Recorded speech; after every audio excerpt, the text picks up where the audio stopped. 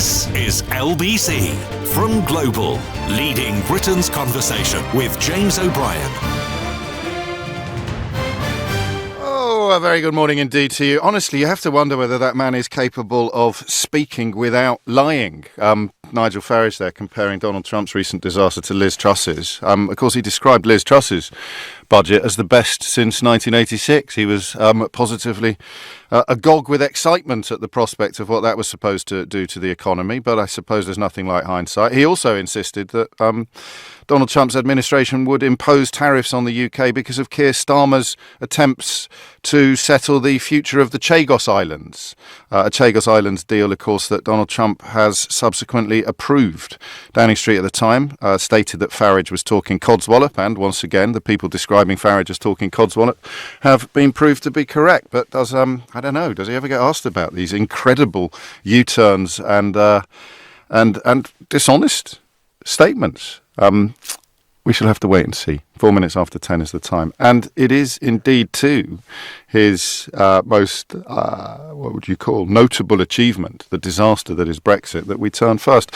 I don't know if they count as favourite subjects. Do you?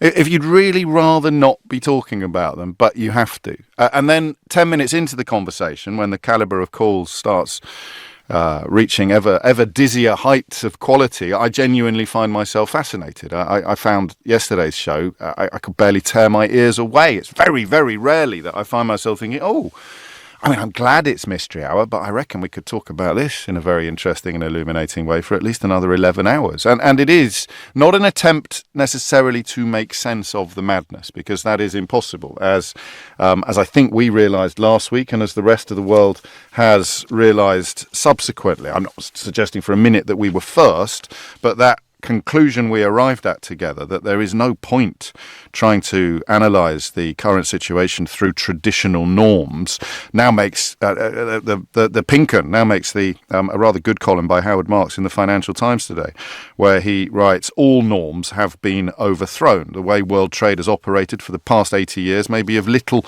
relevance to the future. There will be no certainty, there will be no confidence, but you still have to make decisions. And that really focuses the mind, doesn't it? That's I think, exactly where we have been over the course of the last 2 weeks. It's been at times quite a slow journey, but we got there in the end together, as we often, if not always, do, because business still has to operate. Markets still have to run. People still have to make decisions, don't they? And yet they can't do it. It doesn't matter whether you're a business person or a journalist. You can't do it in the old-fashioned ways. Or a politician, crucially. It's not going to be the case that if you feed X into the machine, then Y will come out the other end. It is no longer the case. This is what these very august commentators and contributors mean when they talk about all the norms having been overthrown. Patrick Maguire writes rather excellently in the Times today about the need for boldness and the failure so far of Keir Starmer to demonstrate the boldness that is needed. The opposite of bold, of course, is probably timid. Don't you think timid is a interesting word at the moment? This is not a time for timidity. So knit those two thoughts together from the Financial Times and the London Times. The first, that the only certainty, this is even the headline on this article by the founder of Oak Tree Capital Management and the author of Mastering the Market Cycle. The headline under which he writes this morning is, the only certainty is all norms have been overthrown. And then you turn to Patrick Maguire, the co-author of a rather splendid book on Keir Starmer's successful recalibration of the Labour Party and reaching of Downing Street. And he talks about the need, or he talks about many members of the Labour movement calling for boldness, calling for radical change, calling for Labour to seize the moment of flux for more radical change. Now think about this for a moment. What would you do if you were really confused about what the future might hold? I think the temptation to be timid is very strong, isn't it? The less certain you are, of how your actions may unfold or what ramifications your actions may have, I would say that a normal person, as opposed to a sociopath or a narcissist, a normal person is surely minded to be more cautious the more confused the territory is.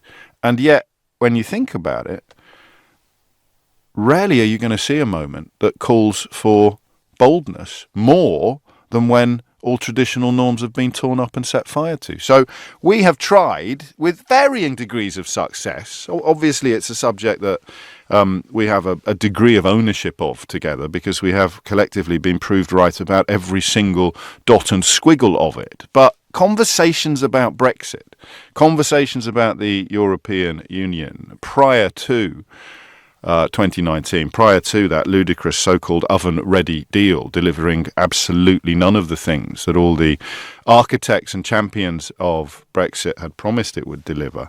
The conversations have been a little strange for two reasons. One is at this end of the telescope, and the other is at the other end of the telescope.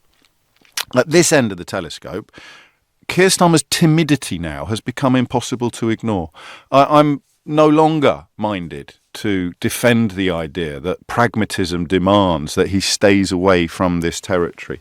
It doesn't make sense to me in the context of what has happened in the last few days that the Prime Minister of the United Kingdom would be doing anything other than trying to rebuild bridges with our biggest trading partners, with our former co-members of the most successful single market in the history of humanity. One front page this morning states UK moves closer to softer Brexit as hopes fade for quick US deal.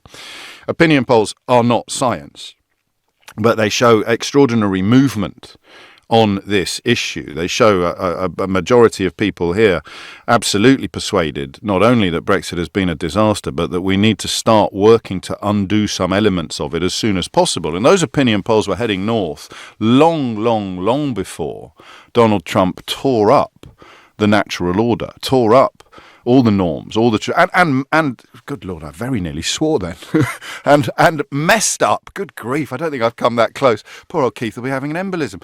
I don't think I've come that close to using a very naughty word in a very long time. But he messed up on such a spectacular scale that even some of the chief cheerleaders are going to have to swallow a slice of humble pie or temporarily tell the truth about the mango Mussolini, when obviously normal business demands that they lie about him through their teeth endlessly. So the Ming vase across the ice rink, an analogy we really loved, I think is now completely the wrong tactic. Lauren picks up this point. He's a nearly militant hedger, James. The thing about his Ming vase is that the strategy is only worth it if the vase contains something you can deposit when you get to the other side of the ice rink. If the vase is empty, a fragile, essentially futile container, then carrying it carefully across the ice is pointless. Wendy takes up the point. He's trying to use the Ming vase strategy that he used before, while Trump and Musk are recklessly waving a sledgehammer around the place. And those are the two positions that we're going to examine today. UK moves closer to softer Brexit as hopes fade for quick US deal.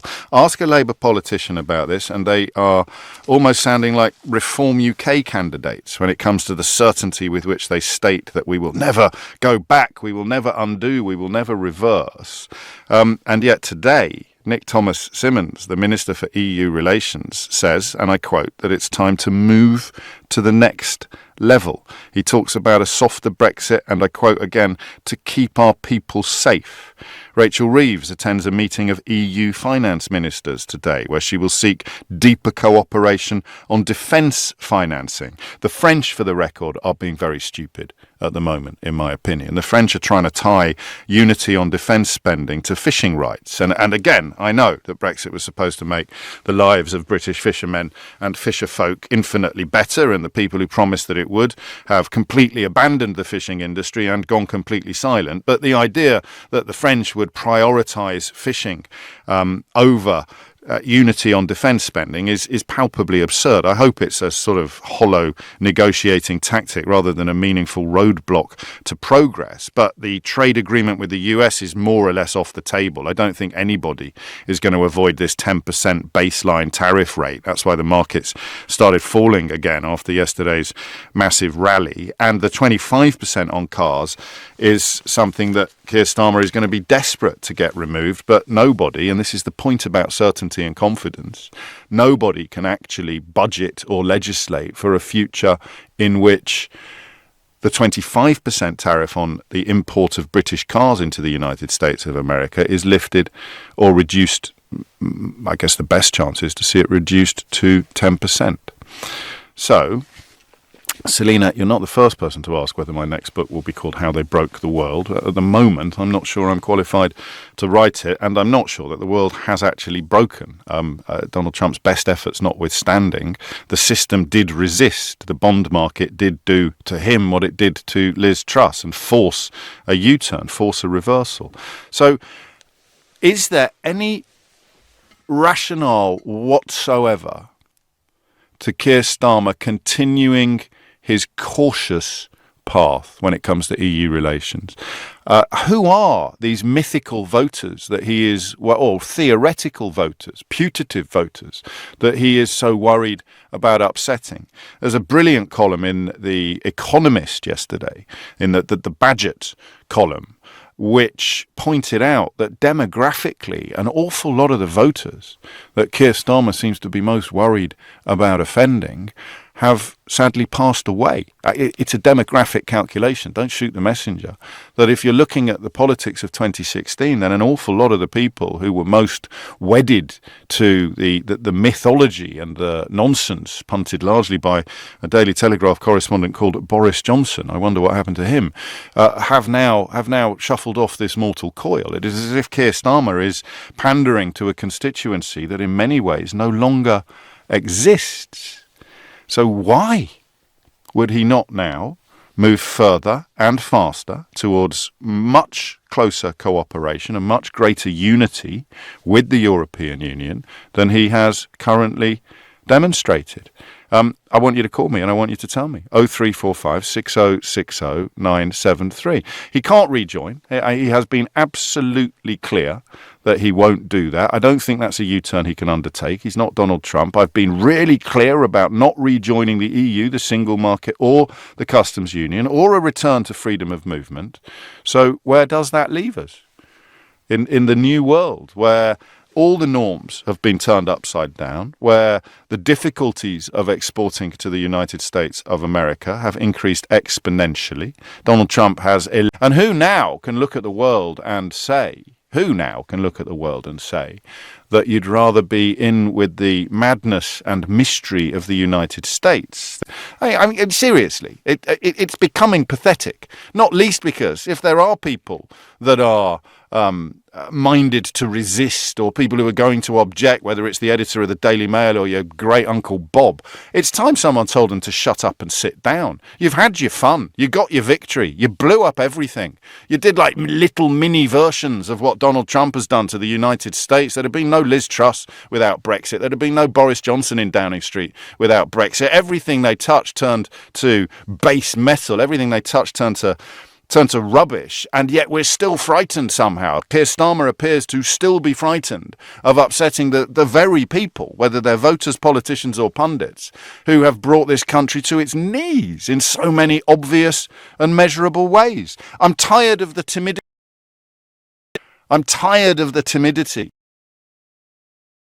Trying to work out who it is that you're frightened of offending. It's time you told them that they are wrong. It's time you pointed out the mistakes that they have made. It's time you stopped worrying about losing support to this snake oil selling liar over there or to this populist demagogue over there. You are at your most authentic when you talk about the national interest.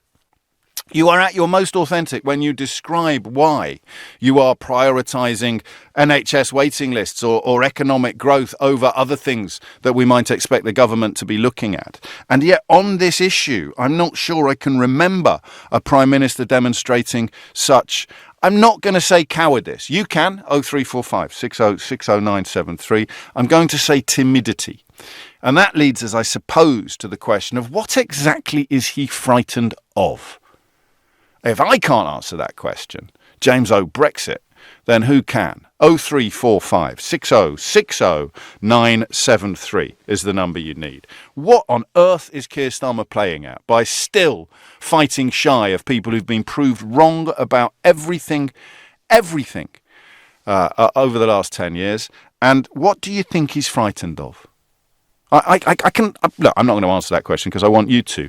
But those, I think, are the two ways in this morning. Why on earth is he still fighting shy of pointing out to the people who've been proved wrong about everything that they've been proved wrong about everything? And the idea that they should sort of govern government decisions is absolutely ridiculous.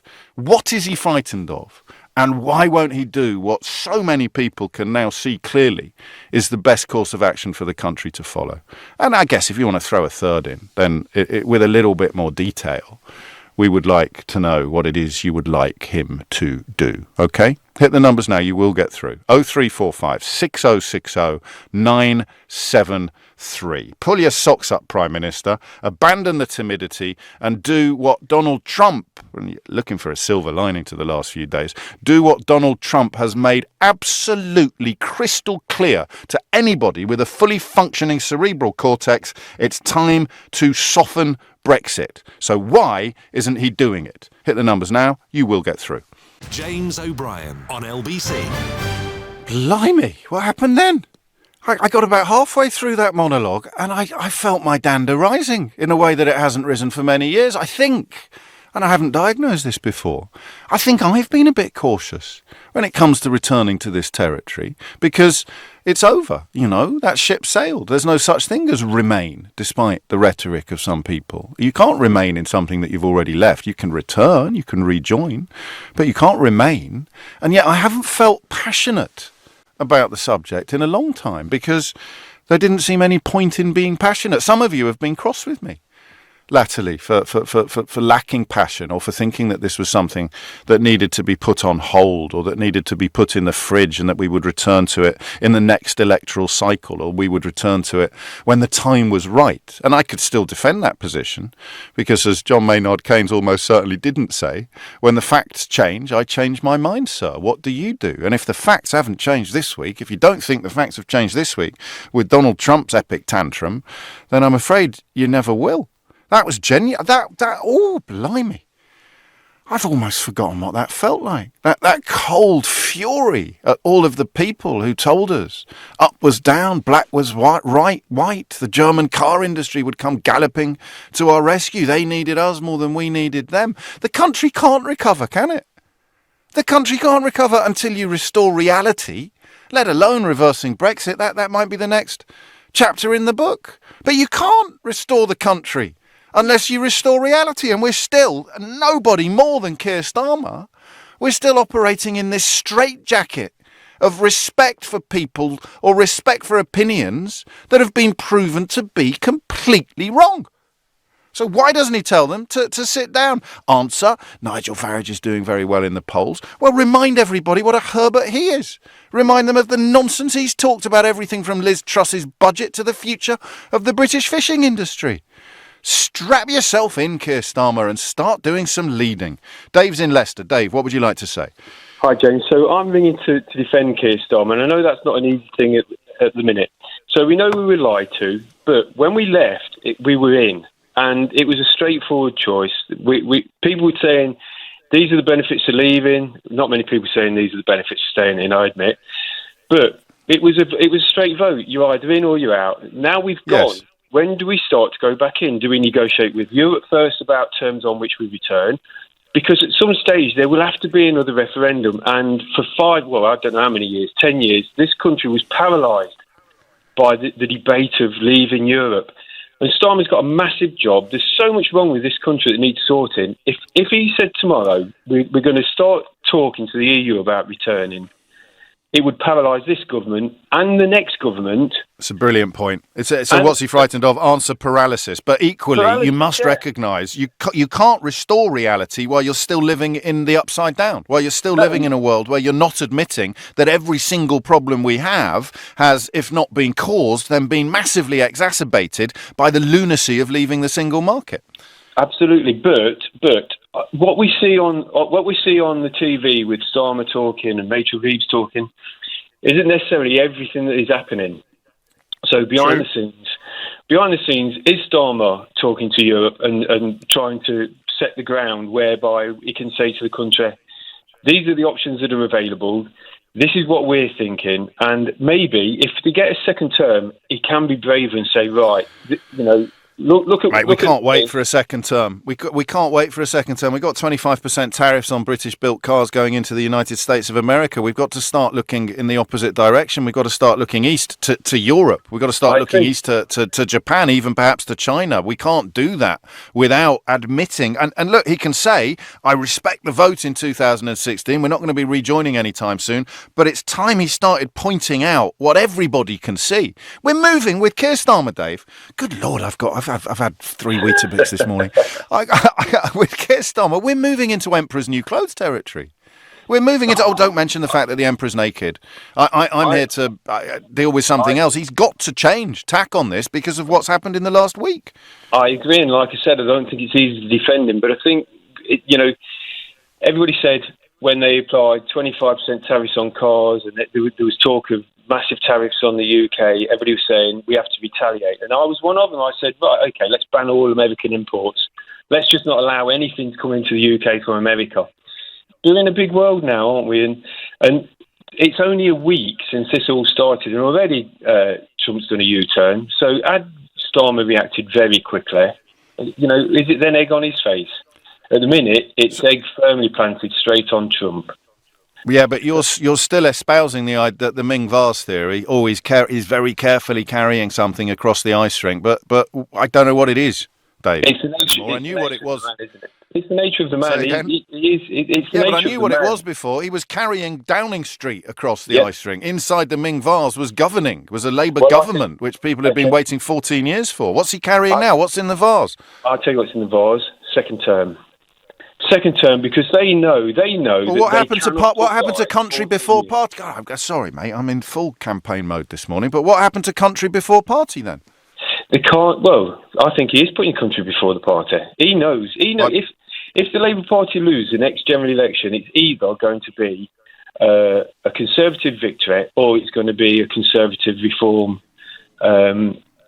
Or Reform could nick it on their own without any support from the Conservative Party. And this part of me, I mean, in the way that people didn't realise how bad Brexit would be until it had actually happened. The idea, if it was someone else's country, I'd find the comedy value of putting Farage in charge irresistible. But not our country. It's not. It's enough to have watched people punch themselves in the face repeatedly for 9 years without then encouraging them to shoot all of our feet off. Dave, thank you. It's a good defence. What's he scared of? Paralysis. What's he scared of? Internecine warfare. What's he scared of? A resurrection of all the emotional turmoil, all the fighting, all the rowing, all the horrors of that period, which one texter has just picked up on. I can't find it now, so I won't be able to name check it. But he said, listening to LBC this morning, it's like we've gone back to 2016 and 2017. Nigel Farage talking absolute gibberish on LBC, and then James O'Brien coming on and telling the truth. I do my best. Thomas Watts is here with your headlines. James O'Brien on LBC.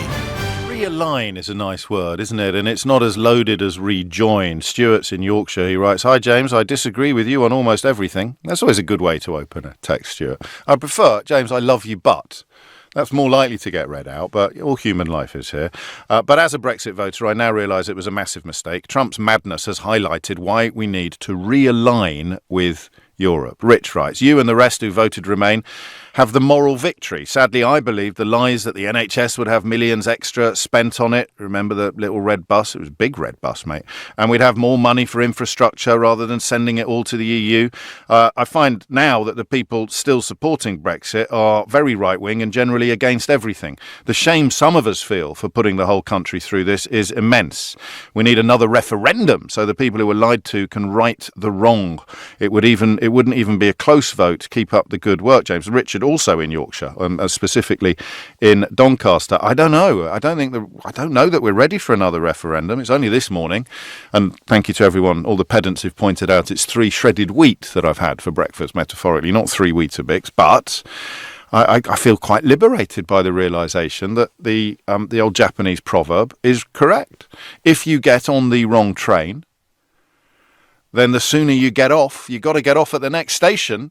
Otherwise, everything gets worse. The mistake gets compounded with every stop you pass. Getting back to where you should be gets harder and harder and harder. And this timidity that Keir Starmer demonstrates, particularly in the context of this column in The Economist yesterday, which I urge you to read, under the byline Badger, but written by a chap called Duncan Robinson. And the idea that he is enthralled to a constituency of voters that largely doesn't exist because of demographics and death makes an even greater mockery of the idea that he's displaying pragmatism and caution rather than cowardice or timidity. Phone lines are open, 0345 6060973. Peter is in Burton-upon-Trent. Peter, what would you like to say? Hi, James. I just wanted to say that I couldn't disagree with that first caller more. This is really urgent. I lost my job because of Brexit, because the company I'm a lorry driver, the company I worked for lost loads of trade with the car industry. Yes. And now I'm doing a similar job, delivering car parts up to Sunderland. And now this job is at risk because of Donald Trump's tariffs of 25% on cars. There's people out here who are seriously, daily struggling because of the effects of Brexit. And the idea that we can just slowly, softly and not say anything about it is absolutely crazy. And what you said about him on about the Emperor's New Clothes is absolutely right. It's so obvious to anyone. Everyone watching him knows that he keeps saying, because of COVID, because of Ukraine. He should start by saying because of Brexit, because that has hit the economy more than COVID, according to some reports. According to all reports. Do you know, there was even a story this week or last week about millionaires leaving London, and it mentioned Brexit. The actual research had Brexit front and centre as a reason for why they're doing it. New tax changes that the Labour government have brought in as well. But the reason why I like both of you, I like the first call and I like you, I've got more sympathy for you because you've been hit very personally, and therefore caution hurts you more, hits you harder. But in a way, you're both right, because the first caller is describing the world in which reality is defined by the distorting lens of right-wing media and right-wing politics.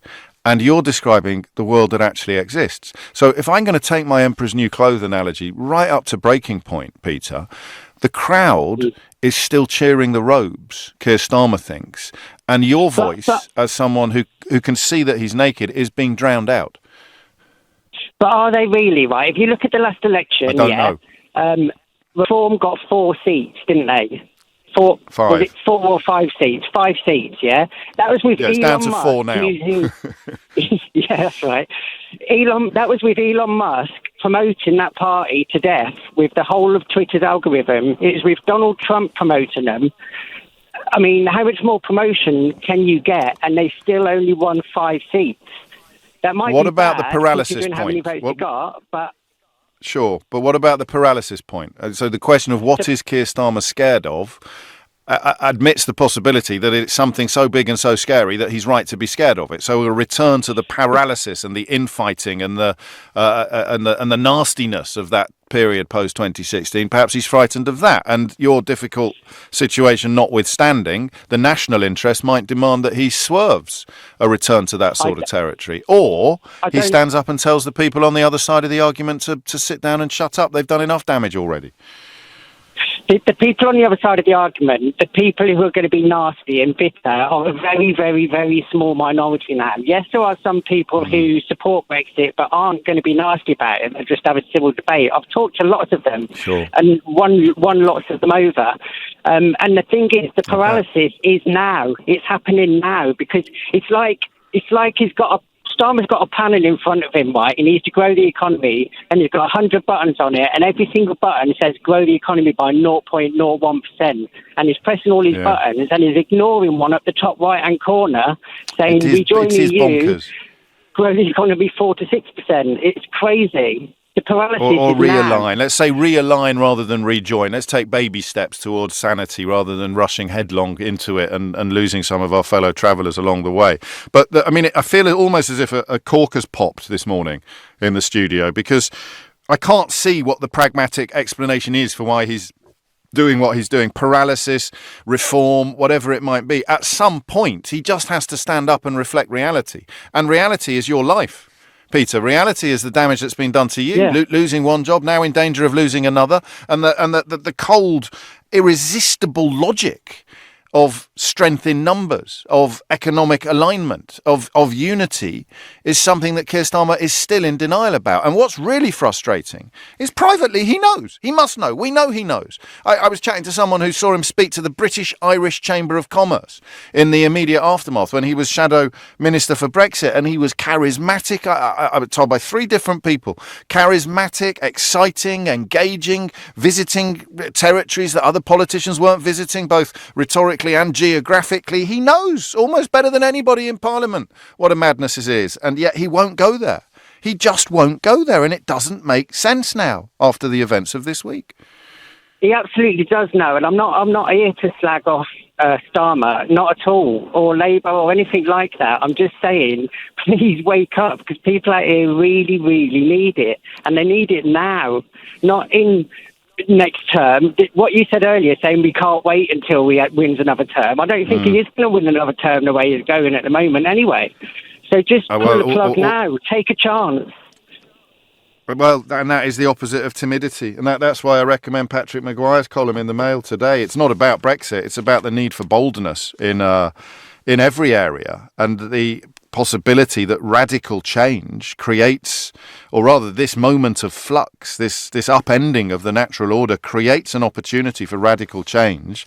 And I'm afraid that we are this morning contemplating the possibility that Mr. Ming Vaz is not necessarily the best person to have in post when you're looking for radical change in a moment of flux.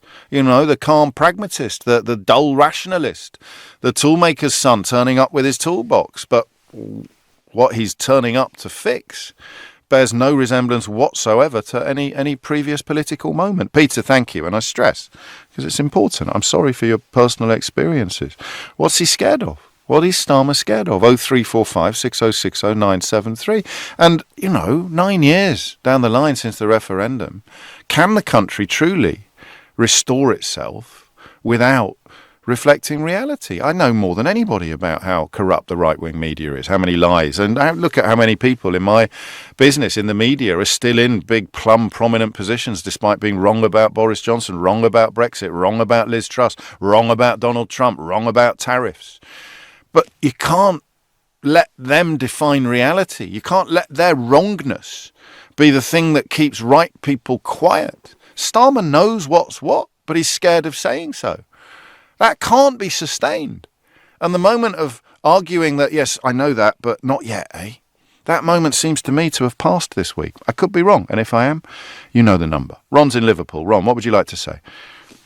Yeah, good morning.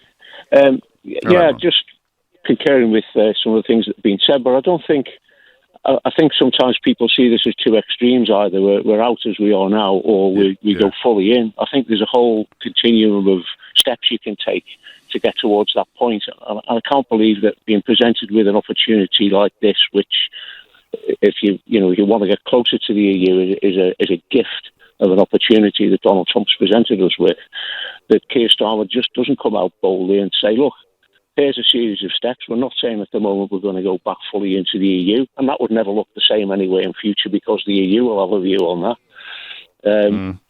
That we start down some steps towards security, some steps towards closer economic ties now because of everything with America being gone up in flames. And we just start making those steps. And I'd just like to see him, on this and a lot of things, come out and say, look, this is what we're trying to do. I think he's worrying about people voting reform in the next election. Don't worry about the next election. That's a way off. You've just won. You've got a massive majority. Now's the time. You're never going to get a better chance to take bold steps than you've got now. So do it now. I voted Labour in a constituency that I don't think has ever had a Labour MP before. We've now got a Labour MP. If things don't go the way I would like them to go, I'm not going to vote reform in the next election. And I think that's a fear that he's got. As you said, I think a lot of those people, are no longer with us anymore that voted for Brexit in the first referendum. But I think we're a long way from going back into a referendum. Let's just go into some steps towards working closer with Europe. Let people say, well, actually, this works quite well for us. And you just lay the ground to moving towards something. But you have to say it out. You have to say it out loud. I think where I've changed as a consequence of the tariff mess this week, where I've changed is thinking that you can do it subtly. I don't know if you heard me talk a few years ago, Ron, about liberty of motion.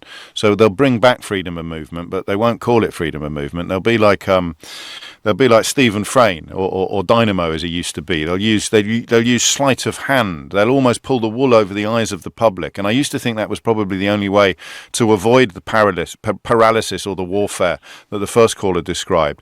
I've completely changed my mind on that. He can't do it secretly. He has to come out and point out the idiocy of where we are, the self-inflicted elements of where we are.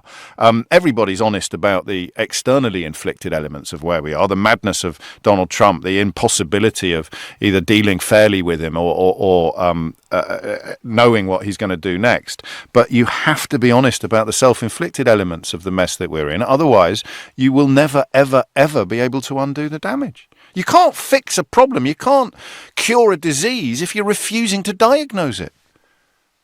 No, I agree. Completely agree with you. And I think. So why is he? What's he scared of in your mind? I think he is scared of the fact that when it gets to the next election, that, people might start moving towards reform. I honestly don't think that'll be the case. Well, then he needs to do the thing that we're talking about him needing to do in the context of Brexit generally, and that is focus on Farage specifically and point out what an absolute charlatan he is, how he's been wrong about everything, how he shifts his positions like a weather vane, how his associations and his candidates are guaranteed to throw up scandals on an almost daily basis. It's breathtaking that he won't even do that. Someone should take the fella down, really, politically speaking. And I don't know, if Starmer can't do it, he should unleash Angela Rayner. Thank you, Ron. Vanessa is in Wokingham. Vanessa, what would you like to say? Oh, no, we'll come to you after the break, Vanessa. I'm almost losing track of time. So high is my dander this morning. It's 10:46. James O'Brien on LBC. It is 10:50. You are listening to James O'Brien on LBC, where I'm almost baffled by my own behaviour this morning. I hope that's not a situation you find yourself in very often when you're listening. But why? I found myself thinking during that break, why has it taken so long for this cork to pop? The answer is it is a normal position to be in. Banging your head against a brick wall is a waste of time. And it felt to me as if calling for realignment or recalibration of EU relations was, in the political climate of this country, banging your head against a brick wall. But Donald Trump has created an epic fracture in the brick wall, if not a massive hole. So the thought of going through it, or the thought of hitting it hard enough to make the whole thing fall apart, has assumed a new resonance this week. It has become plausible, even perhaps obvious. That might be an element of backside covering on my part. Maybe I should have been where I am today 6 months ago. But for the time being, at least, I think it is hugely defensible that we have arrived in this place, this sense of spluttering indignation at Starmer's continuing refusal to state the bleeding obvious when it comes to the madness of prioritising economic growth while refusing to talk about the idiocy of imposing economic sanctions on ourselves, the celebrating of fractions of percentage points moving upwards when we know that 2, 3, 4, 5 full percentage points moving downwards is a direct consequence of what Boris Johnson, Nigel Farage, Jacob Rees-Mogg, Paul Dacre, Rupert Murdoch and the rest of them inflicted on this country from above. Oh, and speaking of which, guess who's going into the House of Lords? If you haven't seen it yet, of all the people that should never be allowed anywhere near the House of Lords in a billion years because of their conduct in political office and indeed in the UK media over the last 20 years, who is on the list? Who's not there already? Goodness me, the bar is low. Daniel Hannan is in the House of Lords. Digby Pudding-Jones is in the House of Lords. That other fellow whose name I forget, Moynihan, is in the House of Lords. The absolute cavalcade of crackpots and fools that have been put into the House of Lords by Boris Johnson, Liz Truss, and now Rishi Sunak is throwing a few in. And guess who's left? What major architects of our national catastrophe haven't yet been put in the House of Lords by outgoing Tory Prime Ministers? Who would you put at the top of the list of Tory politicians who haven't yet got themselves a seat in the House of Lords, despite having their grubby little fingerprints over almost all of the disasters deliberately visited upon this country? Vanessa is in Wokingham, as promised. Vanessa, what would you like to say? Okay, big fan, and I agree with everything that's been said previously. It can't be Paul Dacre, you can't, can it? because the first two, hang on, the first two callers disagreed with each other, so you can't agree with everything that's been said previously. But I take your point, and no, it's not Paul Dacre. Okay. My point is that he's being cowardly, but he had basically in his manifesto he had red lines, and one of them was going back into Brexit or not Brexit to the European Union or whatever. No single market, no customs union. Now, he's he's crossed the line on other things, and I'm sure they're talking about it all the time, and I'm pretty sure that he's having meetings with the European Union discussing ways that he can swerve his way around all this stuff. But he has now, because the facts have changed. You change your mind. And the facts have changed hugely. And he needs to say so. Exactly, because we didn't know about Trump. We didn't know the madness of the fool the king that is now sitting in the United States. We didn't know we would have these tariffs. Now he has something. He has a fact. He has a deliberate. Well, he has an object that he can use. We have to do this. We have to somehow rejoin the biggest single market in the world so that we can grow our country. We can stop worrying and being frightened by America. And, we've just got to find the courage to be able to make that bold step. And I know, and I'm sure that there are now, millions of people now who will be so happy and delighted and joyous. People who have lost their jobs, people who have lost their companies, people who have lost their places in Europe. They will sing lost their with freedom joy. of movement, lost a lot of their customers, and lost their access to the continent. Yeah. And you need to say it out loud, Vanessa. Exactly. I don't know, and imagine I think you're right. Millions of people is absolutely correct, but that's without any leadership. Really, that's without a rallying point. That's without a campaign or a movement, a banner under which these people can march. They are at the moment the best efforts of Ed Davey and some others, notwithstanding, they are almost entirely without a rallying point, without a leadership, and still the polls have continued to plummet when it comes to support for the decision the country took in 2016. Vanessa, thank you. Naomi is in Pimlico. Naomi, what would you like to say? Well, hello, James. I'd like to say that within the government's stated red lines, which is no return to the single market, no return to the customs union, no return to freedom of movement. Hang on a minute. You are Naomi Smith, the CEO of Best for Britain, and I claim my £5. I claim my £5. Sorry, carry on, Naomi. Well, what we did at Best for Britain, I run a pro-European campaign called Best for Britain, and we did some econometric modelling. We commissioned these brilliant economists at Frontier to do the work for us, and we got them to model the impact of US tariffs. And we found that if within those red lines, the government goes and negotiates alignment on goods and services with the EU, we can get 1.5% GDP growth, and most of that growth will be felt in the Midlands and the North. The government has said its number one ambition is to get growth, to be the fastest growing economy in the G7, no less. And this is a lever they can pull to do it within their red lines. And we also do a lot of polling, and the polling shows the voters want it. Every constituency in the country, even Clacton, Nigel Farage's seat, supports an alignment with the EU on standards. That will deliver 1.5% GDP growth in spite of US tariffs, and as I say, gets felt around the country. How much coverage did your research get? I saw it, but I saw it because I follow you on Blue Sky, and your fellow podcast presenter Alex Andreou, of course. But how much coverage did it get in the kind of newspapers that encourage their readers to vote to impose economic sanctions on themselves? We got a huge amount of coverage for it, and very importantly, we've had thousands and thousands of our own supporters writing to their MPs saying, please read this. There's going to be a Westminster Hall debate on the 24th of April on the very issue of everything contained in that report. Crucially, 1 month before the summit, this big summit happening on the 19th of May between European leaders here in the UK, Starmer is hosting them to try and thrash out what the deal will be. But the problem is, James, and this is what I'm concerned about in terms of the government's positioning at the moment, they're saying that they want to go for something called a veterinary agreement, technically known as a sanitary, phytosanitary agreement. The frontier work that our econometric modelling showed would deliver 0% GDP growth in aggregate. It would, of course, be a bit beneficial for some parts of the country, certainly some farmers somewhere. But it doesn't actually deliver you any GDP growth in aggregate. And why? Why is that? Well, because supply chains are so interlinked.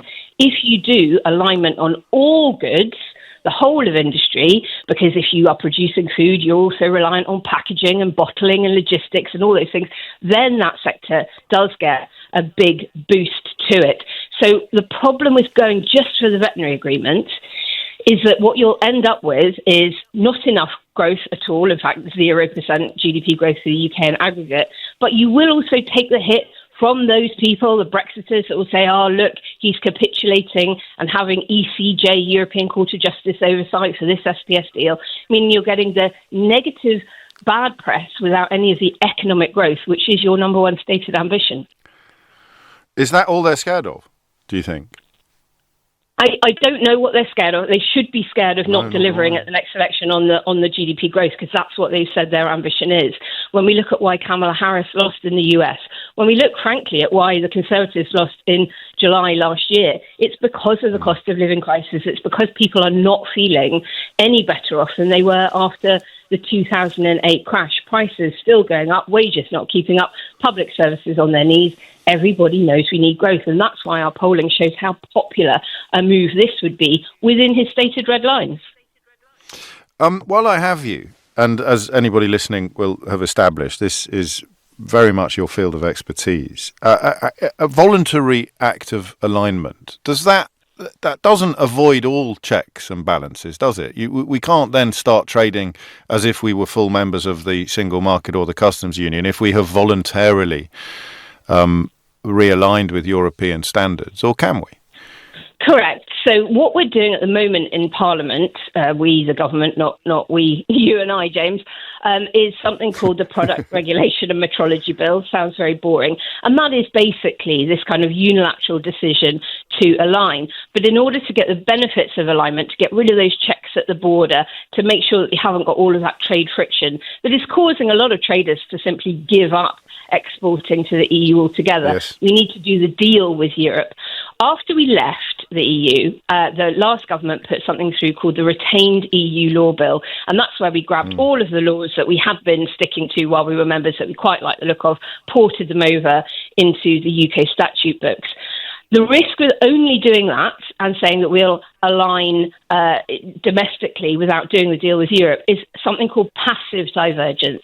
Because since we ported over those laws, of course, the EU has been updating theirs. They're saying, actually, we want higher welfare for animals. We want better safety standards for our toys.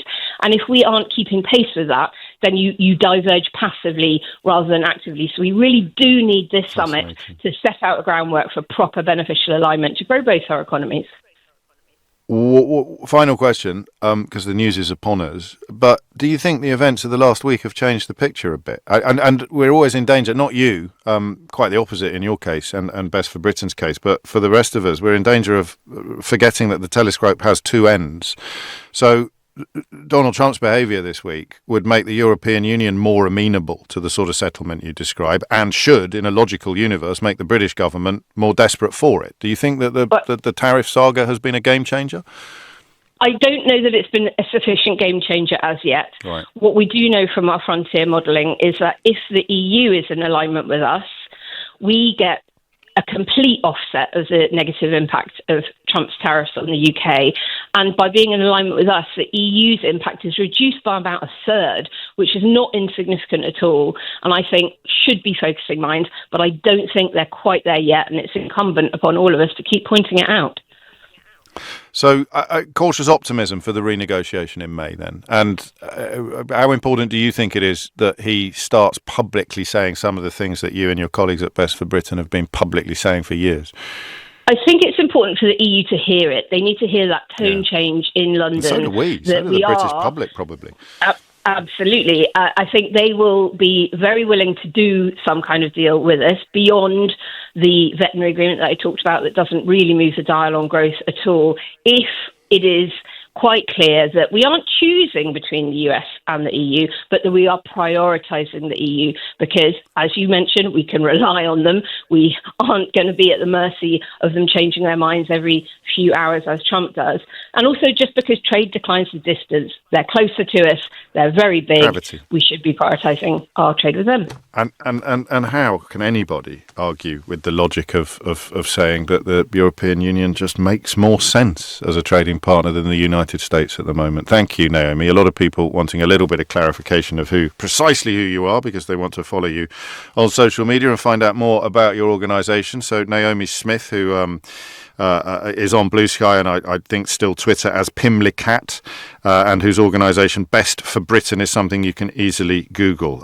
She also presents the Quiet Riot pod with our good friend Alex Andreu. So hopefully picking up a few new followers there, and indeed picking up the mission of telling your MPs what you want to happen in that potential renegotiation in May. The time now is 11:03. James O'Brien on LBC.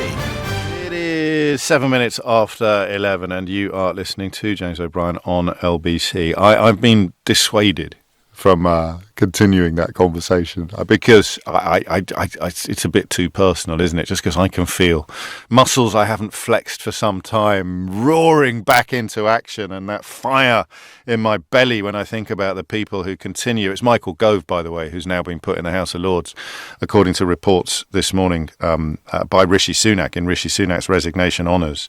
The people who have inflicted all of this unnecessary damage on a country, weakened us enormously immediately prior to the assault upon our values and our traditions and our trade that Donald Trump has undertaken.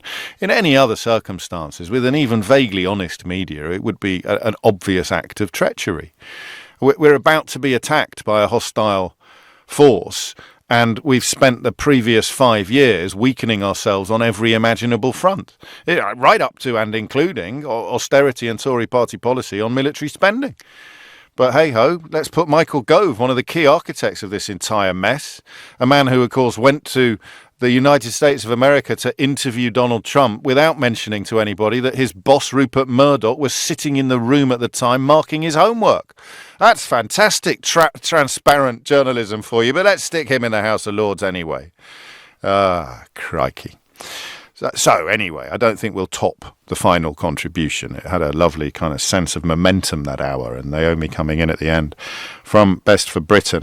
Lucky she was listening to just dot some of those I's and cross most of those T's and set the scene for us to look ahead to next month, when Starmer has a chance to abandon the timidity and to re-embrace reality. So what I want to do next is, in some ways, a good old-fashioned phone-in.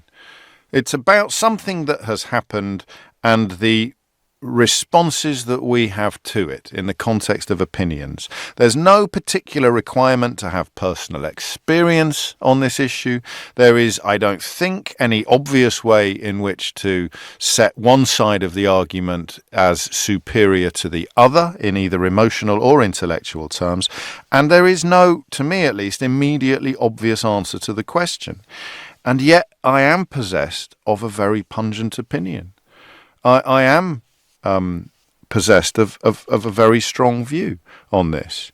It's coming up to 11:10, and when I find myself approaching topics like the one we're about to explore together with a strong position, a strong opinion, I'm very conscious of the fact that I might change my mind before 12 o'clock, and that the best thing you can do is listen to other arguments and decide whether or not you need to rethink your position.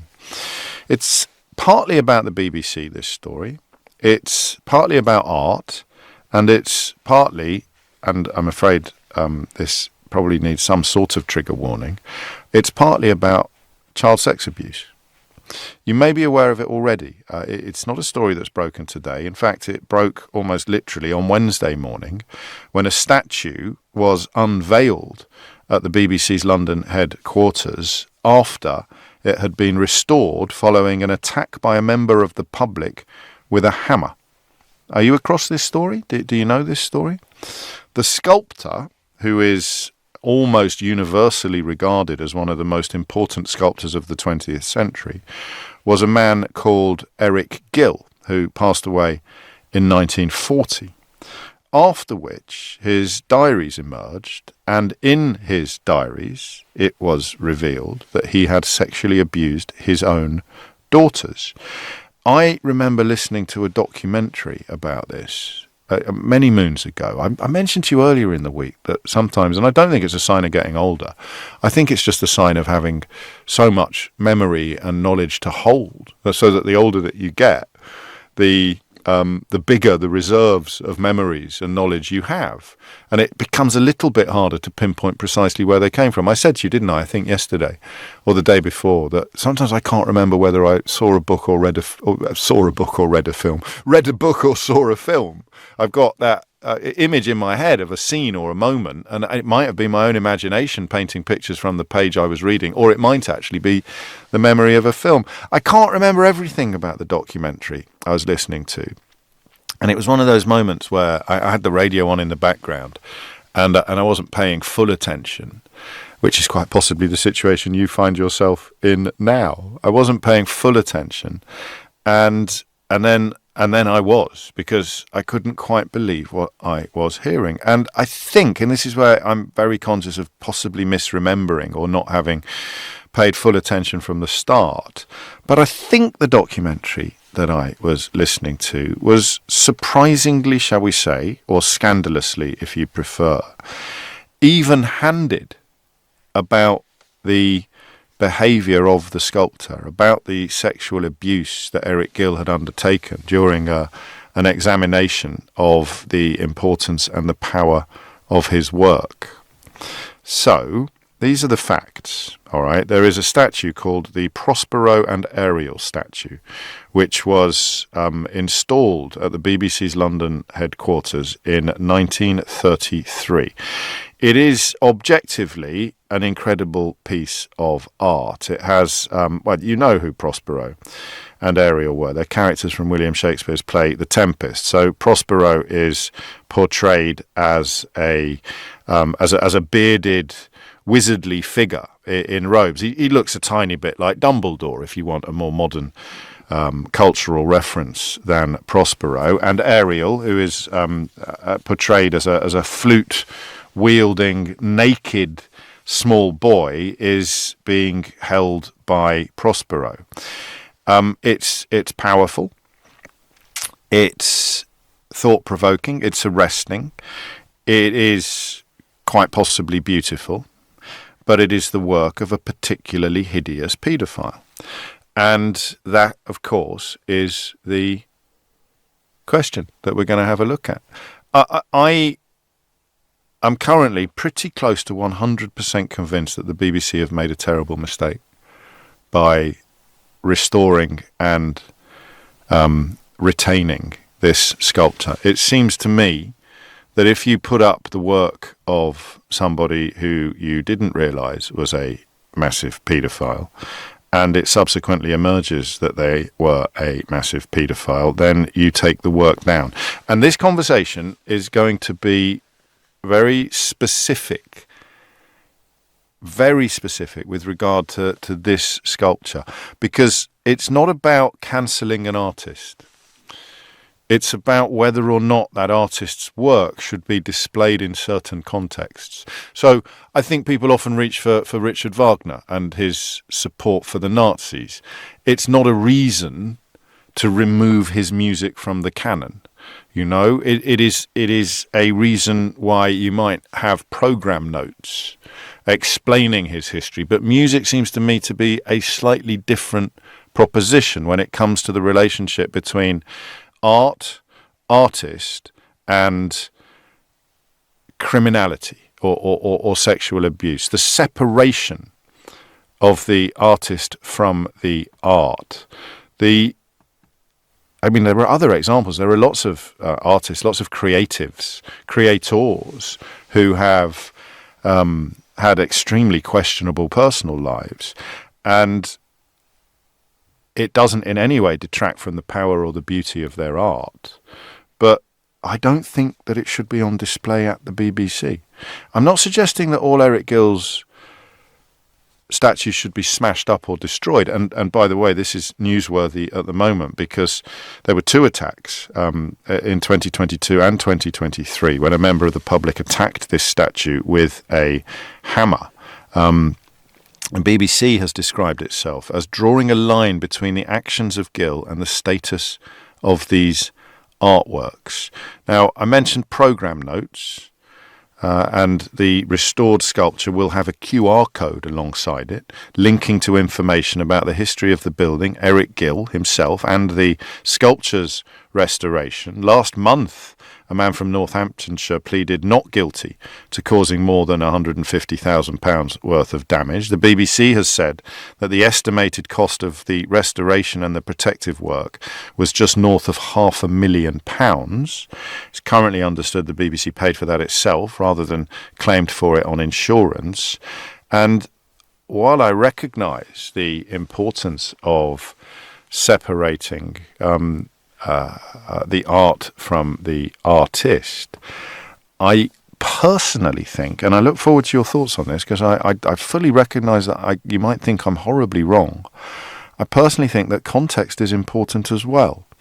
And saying that this should not be on display outside the BBC is not the same as saying that all of his art should be destroyed or all of his art should be smashed up.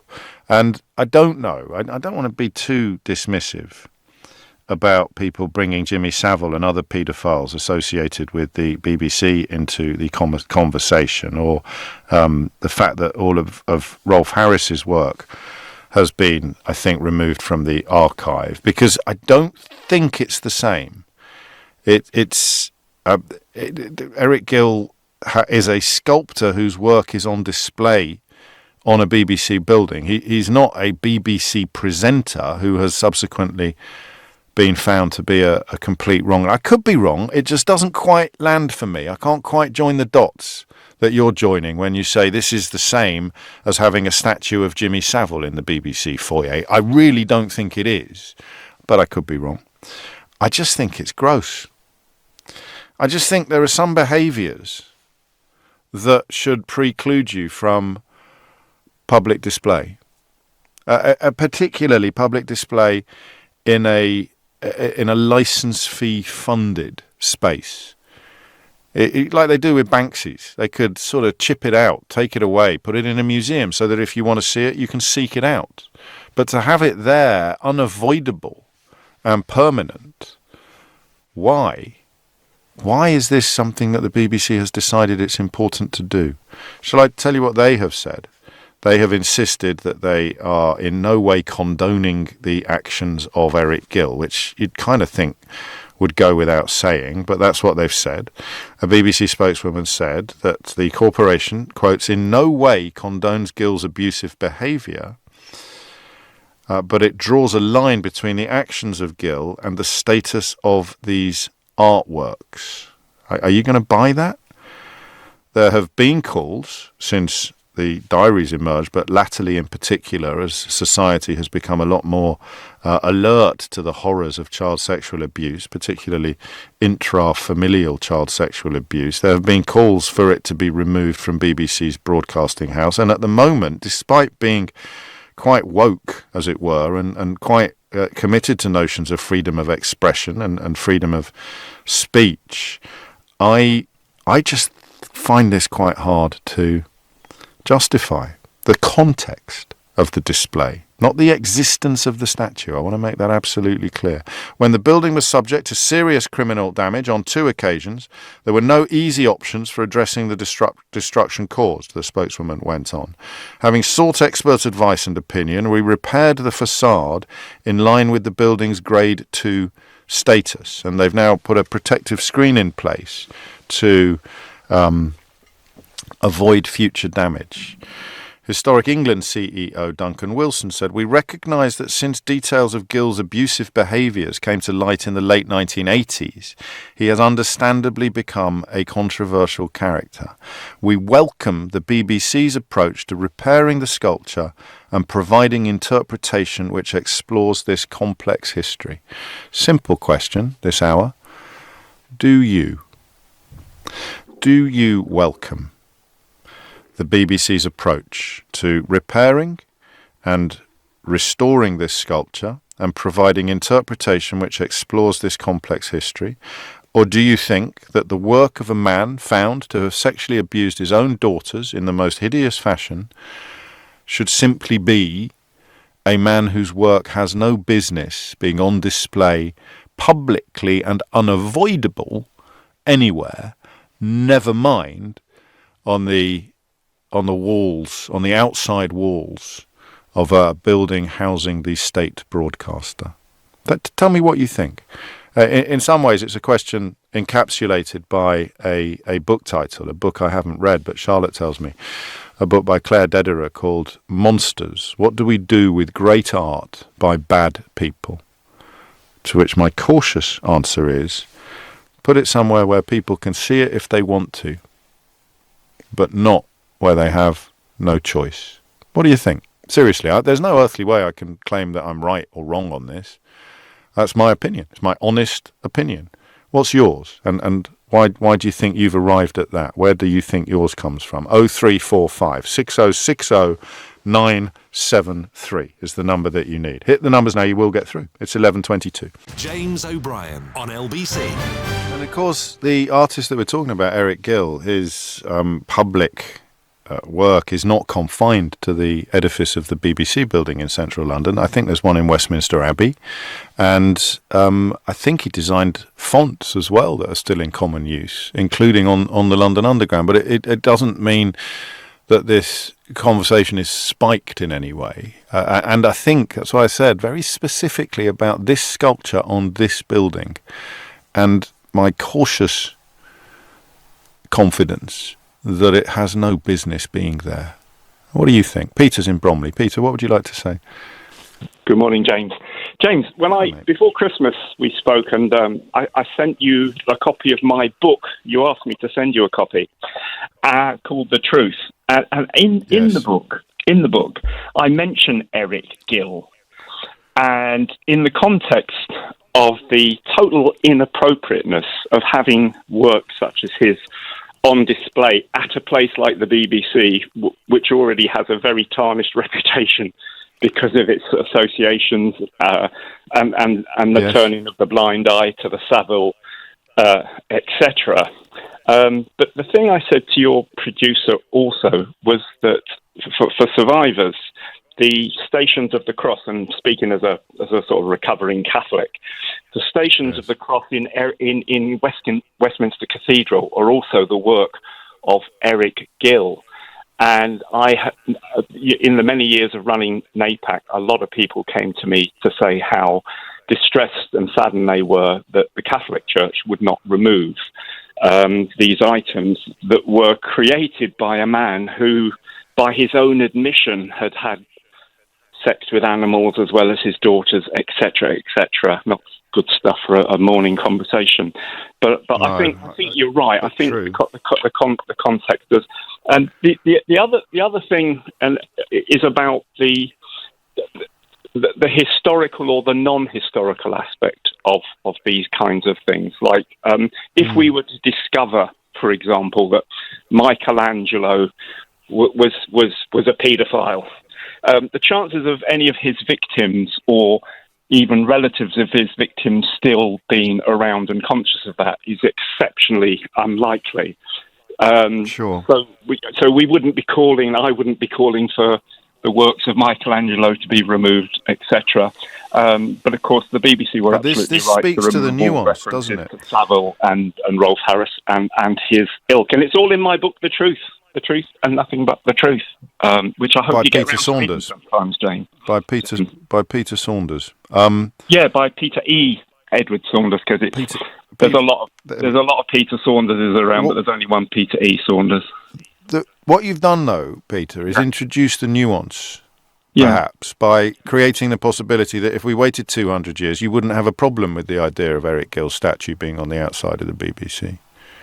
So it's not actually cut and dried or black and white. No, well, it definitely isn't. And when the curator of the Eric Gill Museum down in Ditchling near Brighton, a beautiful part of the country, he came to see me some years ago about an exhibition of Gill's work.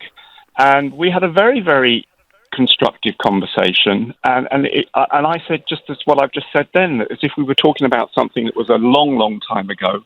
Yes. It perhaps wouldn't be as sensitive and triggering.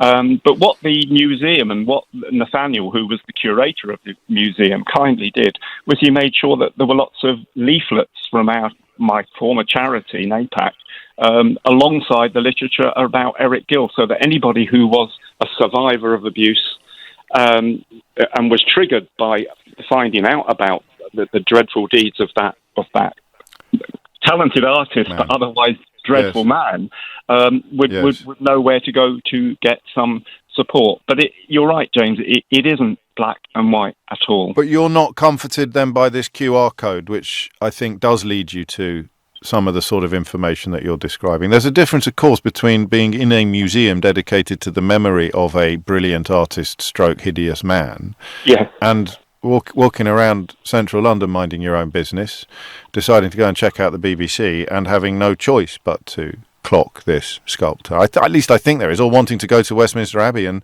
say a few Hail Marys, which you can't do without seeing the Stations of the Cross that he's put there. But even with accompanying literature, you still would say no, it shouldn't be there, as I would as well, I think. Yeah, no, I would err towards just taking it away, because it is very current, and and especially around the BBC, and especially around the church of our upbringing, James, where the scandals continue on it's got enough problems. Yes, daily basis. I'm with you. I am. I play a little bit of devil's advocate on phone-ins like this. Thank you, Peter, and thank you for the book as well. I do play a little bit of devil's advocate, but and sometimes when playing the devil's advocate, I do, if you like, sharpen my own thoughts and talk myself out of positions previously held. But at the moment, I'm pretty comfortable with a position I wouldn't adopt very often, which is saying that the art should be removed. Removed to where is a different question, but it should not be where it currently is.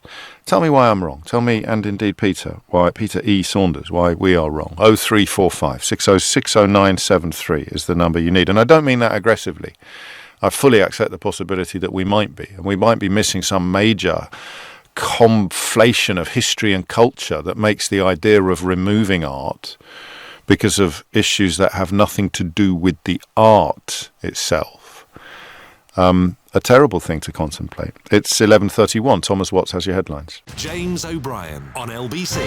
It is 34 minutes after 11, and if there was any doubt previously, I think that Peter's contribution reminds us this is a very grown-up conversation. I did mention a possible trigger warning being required when describing what Eric Gill had done to his daughters, and Peter was quite correct to introduce another grim element of his past, and I didn't know he was going to, but it is a matter of historical record. But it is also half term, so be aware that as this conversation continues, there is a possibility that it will be revisiting that rather unsavoury territory, because the question of whether or not a self-confessed sex offender, a paedophile, abuser of his own children, not to mention animals, should have his work on display outside the BBC. And maybe I'm clutching my pearls today. It does happen, you know. Maybe I'm missing something, but at the moment, I just feels wrong on every level, regardless of the comments of both the BBC and Historic England. Joanna is in Pelion in Greece. Joanna, Kalimera. Kalimera, James. How are you? Very well. Chile. What would you like to say? Okay. There's a logical flaw in your argument, James. To get to... Not for the first time. There are war memorials all over Great Britain by Eric Gill. They still serve the dead of the Second World War, right? The font on our tube stations that you probably went to in order to get to the BBC, what font is it? Joanna. Who is it by? Eric Gill. You can't remove excellence because the person that did it was a bad person. You have to be able to remove art from artists. Otherwise, there'll be no art, will there? Do you think artists are well-behaved people? What about Caravaggio? Should we burn those? No, I'm not. No, you're being a bit unkind, actually, because I made it absolutely crystal clear. Yes, no, that's okay. I'm used to it. I wasn't listening to the radio at the time, you know, and I am a great fan of Eric Gill, so I'm very sorry if I seemed aggressive. No, I'm joking. I'm just pointing out that I categorically stated I'm not suggesting for a minute that the art should be destroyed, but that there is a difference between being in the or on the edifice of the state broadcaster and unavoidable, because it implies a form of endorsement and being on display in a museum. And you're right, I've also made the point about the London Underground font and about the Stations of the Cross. Peter, the last caller, made the point about the Stations of the Cross in Westminster Abbey, and removing all of his work from the public space would be like trying to remove the eggs from a baked cake, to coin a phrase. But you don't see any context in, I mean, would it be okay, forgive me for being crass, but would it be okay in a primary school? Yes. Yes, so there's absolutely nowhere. This is just my particular take on anything like this. You can't. Don't destroy excellence. You know. No one's destroying it. No one's destroying it. Okay, don't hide it. Don't celebrate the excellence and condemn the terrible. You know, you have to keep two ideas in your mind. Otherwise, there's no logical path through this without changing the font in the train stations. And what will we get? Plastic. So, and really with the BBC... They're not the only fonts in the world, but I take your point. Were the BBC wrong to remove the works of Jimmy Savile and Rolf Harris from their archive? Yes, I said excellence. Well, then your position changes according to... No, your position changes according to your subjective opinion of somebody's art and output, then. So if in Joanna's view you're a brilliant artist, then we'll overlook your paedophilia and leave your work on display. But if you're a mediocre artist and you're a paedophile, then we're going to rip it from public display. That seems inconsistent and too subjective. That's why you have to have two ideas in your head at the same time. I have. One of them is Eric Gill, the other one is Rolf Harris. So why are you treating them differently? Because you can't destroy a piece of art that's so much part of our heritage as a city. I used to live on Harley Street. No one is destroying it. It's being removed and put somewhere less and hidden. Prominent. Isn't that the same thing? Well, then I take you back to the BBC's decision. The BBC's decision to hide the work of other paedophiles, which you're comfortable with. But they're television programmes. They're irrelevant. Well, now you're being a snob. You're claiming that No, well, I disagree completely. I think some television programmes constitute high art, and you're being a bit snobbish. You would, yeah. Yeah, I am a bit. So, but of course, the idea there is something that feels almost anathema, Joanna. Thank you, about the idea of taking great art away from the public, reducing access to it because of the nature of or the behaviour of the artist, and I can't fully articulate why.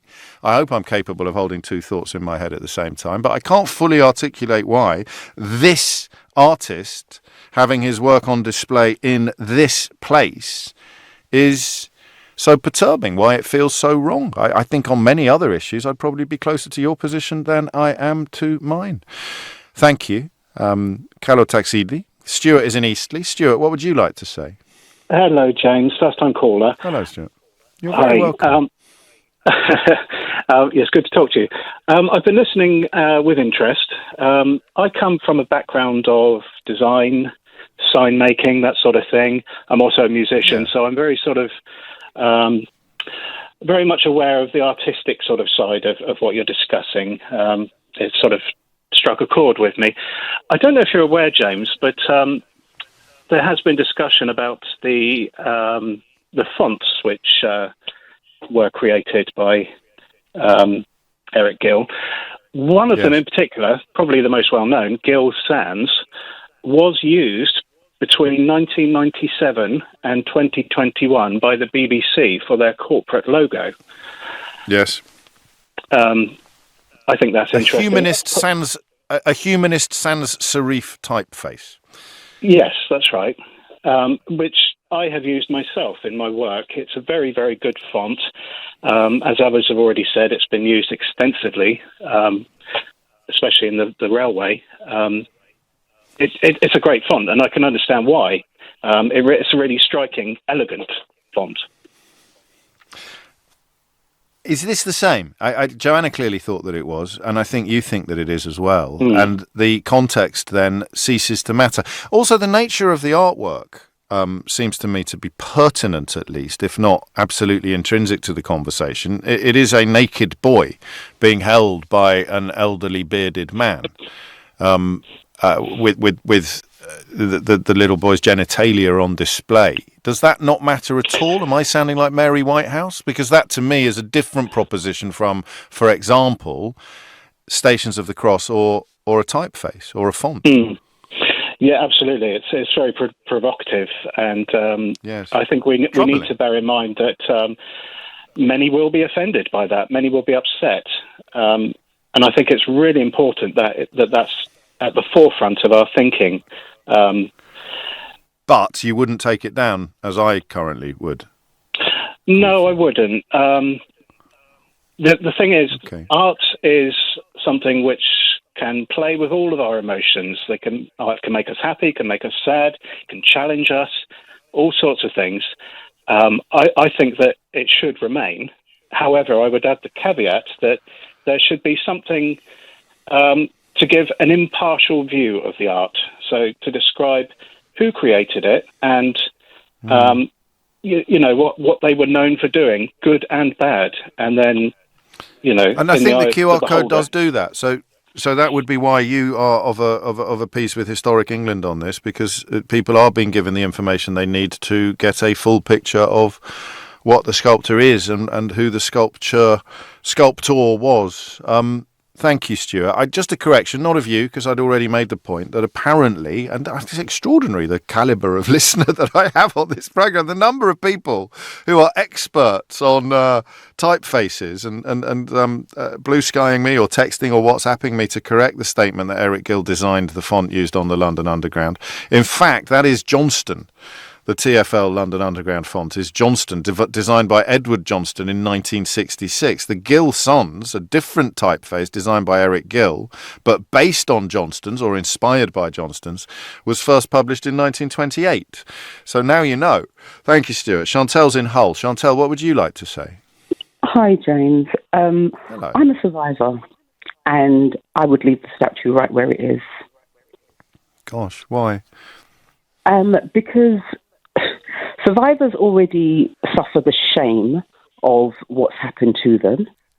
And I think that the BBC has a responsibility to say we do not support child sexual abuse, but this statue is not about child sexual abuse. The person who made the statue, created it, was a child sexual abuser, but the statue is not about child sexual abuse. And I think it should remain there, and the BBC should take some responsibility in making sure that they say we don't support child sexual abuse and leave it at that. Which they've done. Art is art. Which they've done. But is there no... Art is evocative. Yes, I hear you. And yet I struggle with the conclusion that there's absolutely nowhere in the public space where the work of a paedophile should not be displayed. I agree. And your other callers, I agree that there is nowhere in the public space. However, there is a caveat to this. It's an however. Hiding the shame of sexual abuse for the victims is one thing. And this is a topic for discussion. It's evocative. It will cause discussion. So when we start to hide things and bury things, it doesn't work.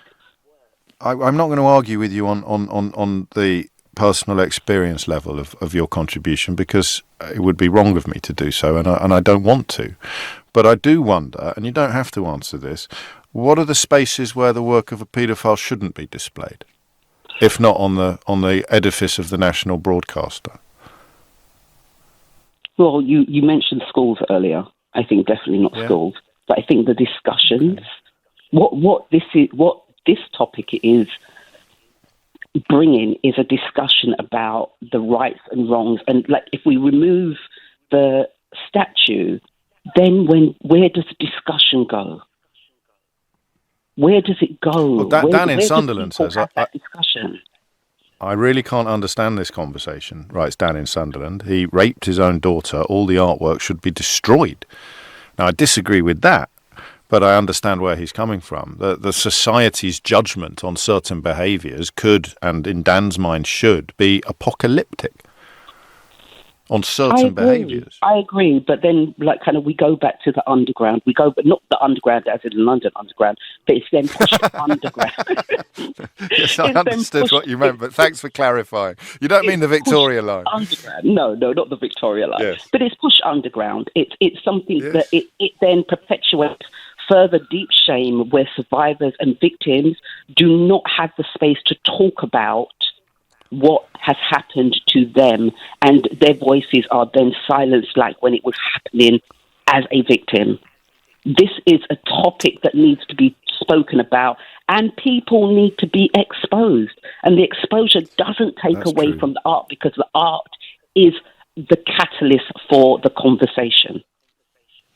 So I think, and indeed you disagreeing with Joanna on the primary school question kind of proves this point, in that there's not any fully inclusive position to adopt. We're all going to agree that there is a line, except Joanna, actually, who seemed to think that there is absolutely nowhere where the work of a paedophile should not be on display. And I respect that position, even as I disagree with it. You don't go that far. You say, no, I can conceive of spaces, and in fact they're probably best described as spaces where explaining the context would involve introducing children to things that you don't particularly want to introduce them to. So don't put them up there. If you're going to display them, make sure the information is available, and if making that information available in a certain place is going to cause more problems than it addresses, then don't display it in that certain place. But these are gradations, aren't they? These are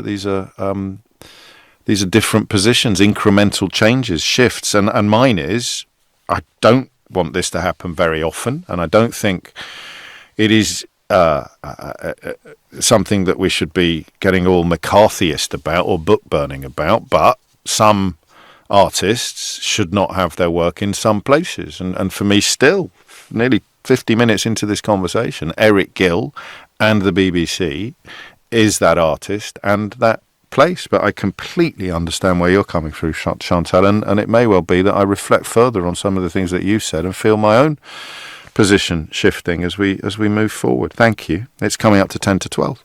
James O'Brien on LBC.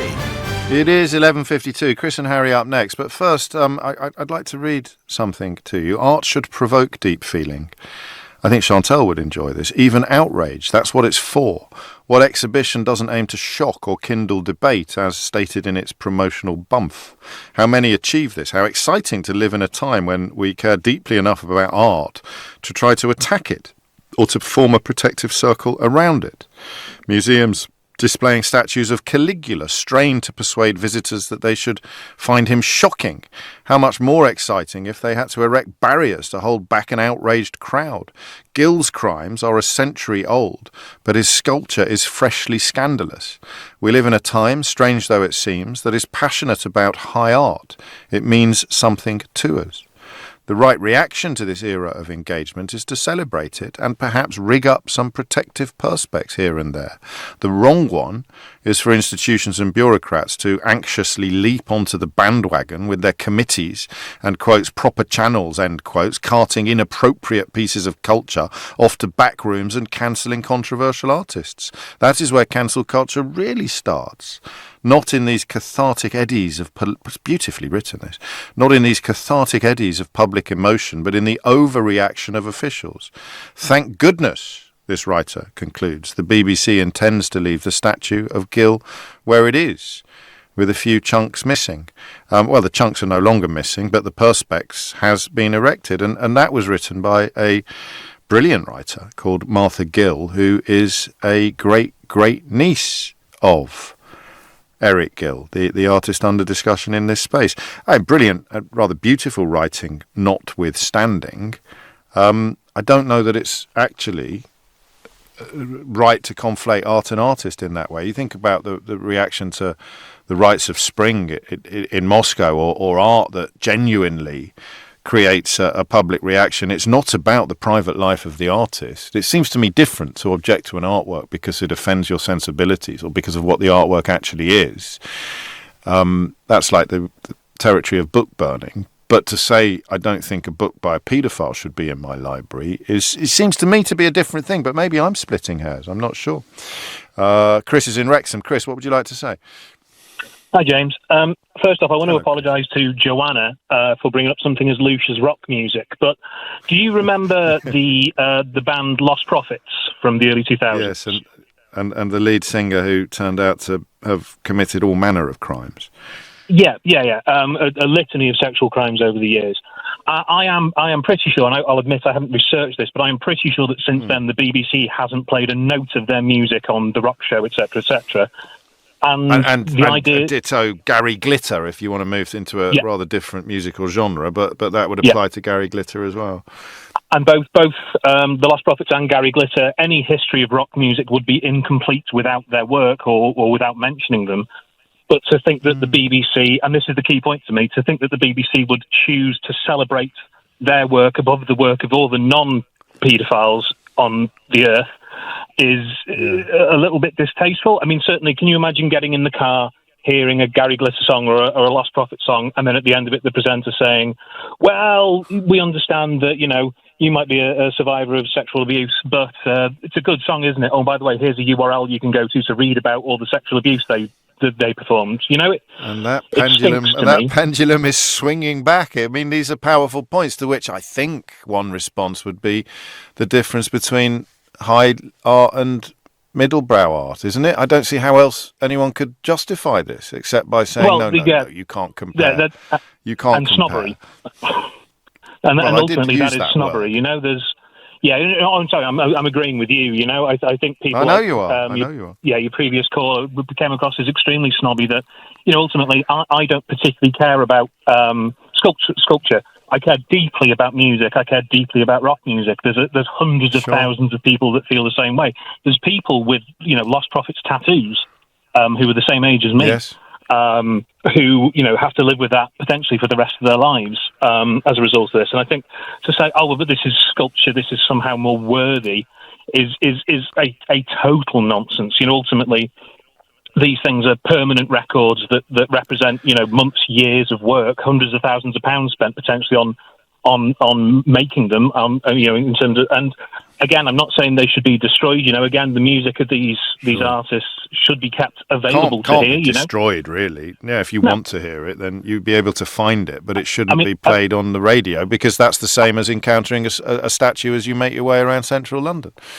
Precisely, except you don't have to be in central London. You know what I mean? That statue, if I was offended by that statue to the point where I knew I didn't want to see it, I could avoid BBC Studios. Yeah. If I turned on the radio, that song started playing, doesn't matter where in the UK, where in the world I am, that song's going to hit me. I think, you won't be surprised to hear, I think I agree with you on every front. And I think it is snobbery, actually. I think 100%. It is saying... It is. Oh no, sculpture's different. You can't possibly compare sculpture to television programs or music. When of course you can. Of course you can, and you wouldn't do with one what you are endorsing with the other. Chris, thank you. And the clock's ticking, so I just want to squeeze this in. From Claire, who writes, "This is an absolutely insane discussion. If it were a current artist found to have abused his own daughters, this would be causing an uproar. Nostalgia is not an acceptable reason to keep a paedophile's art on display." As to the survivor comment, I would also suggest that a survivor who has not spoken out seeing this on display may think, what's the point? Even when they do decide to, and realise that it will mean nothing. I listen. There are other artists you could mention who have been accused but probably not convicted of things that are still played. Plenty of people providing me with articles with examples of that. And yet Claire hears this conversation and finds it mind-boggling that anybody would even begin to argue that art by a particularly hideous paedophile remains on display outside the BBC. I think that final contribution, if your pendulum was swinging away from where we started, I think it just got smacked right back again. I think snobbery is probably the major missing element from this entire conversation.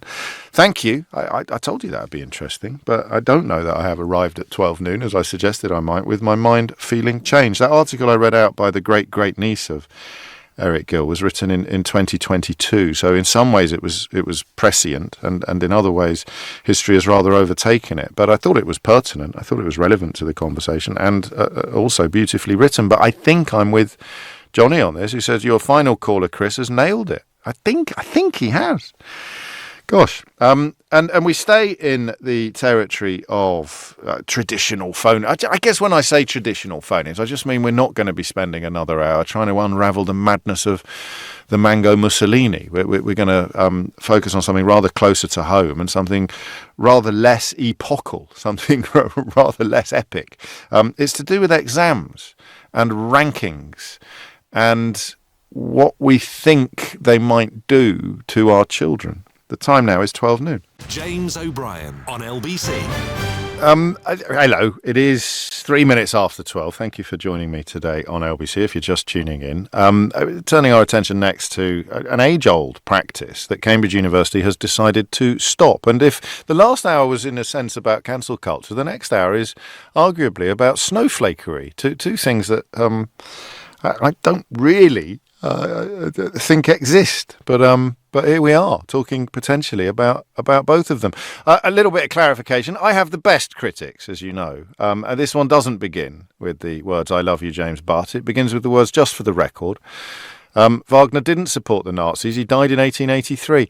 This is the problem with being live on the radio. I've got this sort of. I don't know if it's verbal diarrhea necessarily, but somewhere in my head I have this idea that Wagner was supportive of the Nazis. I suspect it's the other way around. I suspect Hitler loved Wagner. And that's why I just tossed it into the conversation about separating the art from the artist. And even more importantly, stroke pedantically, the first performance of Rite of Spring was not in Moscow. It was in the Champs-Élysées Theatre in Paris. So thank you to that cultural expert for clarifying a couple of points that I would hate to think you were going to be carrying away from this programme mistaken. And here we go. I love this. So this is what my inbox is like. A couple of examples of what my inbox is like. Glenn in Gothenburg says, ha ha ha, that's so funny. I've just switched on and I heard you call Trump the Mango Mussolini. This has to be the best appellation I've heard so far. Is it your own, or does the credit belong to an other? It's not my own. I think it's extremely funny as well, but it's not my own. I think a caller said it, and I don't know whether the caller had got it from somewhere else or whether it had arrived unprompted in the caller's consciousness. So I'm by no means claiming it as my own. But I can't keep saying I didn't come up with this myself every time I use it. But what I mean by the beauty of my inbox is that there's not one subject under the sun that won't start a row. I used to be accused sometimes of being capable of starting an argument in an empty room. I've mellowed muchly over the years, as you know, but who'd have thought describing Donald Trump as the Mango Mussolini could have started a mild debate, because in response to precisely the same epithet, Papiha responds, I love you, James, that's more like it, but your use of Mango Mussolini to describe Trump is a great insult to such a fab fruit as the mango. I love mangoes, and every time you use the phrase Mango Mussolini, I find myself not eating mangoes. I sincerely request that you stop using mango to describe Trump. I do enjoy a mango. I was at my friend Andreas's greengrocers the other day, and I picked up an Alfonso mango, which is, I think, the queen of mangoes, or the king of mangoes. I don't know whether mangoes are male or female, but goodness me, it's an absolutely beautiful fruit. And of course, the missing piece of the jigsaw was that Wagner was profoundly anti-Semitic. So Hitler loved him, not necessarily because he was massively anti-Semitic, but he certainly wouldn't have been perturbed by that. And many of you are pointing out that is probably why I had that strange confusion in my mind, which was chronologically impossible, of course, for Wagner to have been a supporter of Hitler. But the reason why they were associated with each other in my mind is now very, very clear. Thank you to everybody, pedants, critics, or clarifiers, however you like to think of yourselves. Your work here is done. And we turn our attention next to one of those subjects. You remember I said to you, words to the effect at the top of the last hour, that there's no point having a mind if you never change it. And I was fully prepared to change my mind about the Eric Gill statue at the BBC in the last hour, but for the record, I have not. One of the areas in which I realise I spent much of my life being wrong, and this is in a way relevant to Rishi Sunak's decision to put Michael Gove, one of the world's wrongest men, in the House of Lords, where he'll be an excellent company. Lots of people who've been proved wrong about everything currently sitting in the House of Lords, is in the arena of education. I don't know if you've heard me say this before. I don't know if you've heard me explain this before, but I used to do phone-ins on this radio station, and I always sincerely, always authentically, always speaking very much from the heart, where I would passionately defend certain educational practices. And I can't remember why I realised, A, that I was wrong, and B, why I was wrong, but I suspect it was something to do with learning through therapy the tools that you need to examine and improve your own behaviour. And what I realised, and this is a journey that Michael Gove has never been on, what I realised was that when I found myself warmly applauding some of the things he was in favour of when he was Education Secretary, I was doing so as a representative of a constituency of one person, namely me. So when you talk, for example, about coursework versus exams, I think, and please feel free to correct me, I think to the point of occasionally being quite obnoxious, I would argue very passionately that anybody who doesn't think that exams are a wonderful way to gauge basic intelligence is a wally. I think the example I would use would be the same as sports days, where I also used to argue that it is absolutely pointless having a sports day where there aren't any winners, which at primary school I don't think is true anymore. I think for as long as you possibly can, you should keep sport, you should prioritise inclusion in sport over dominion. over dominance. Just primary school. For me, secondary school becomes the point where you come first, second or third. And by all means, try and have your cake and eat it. On sports day, have some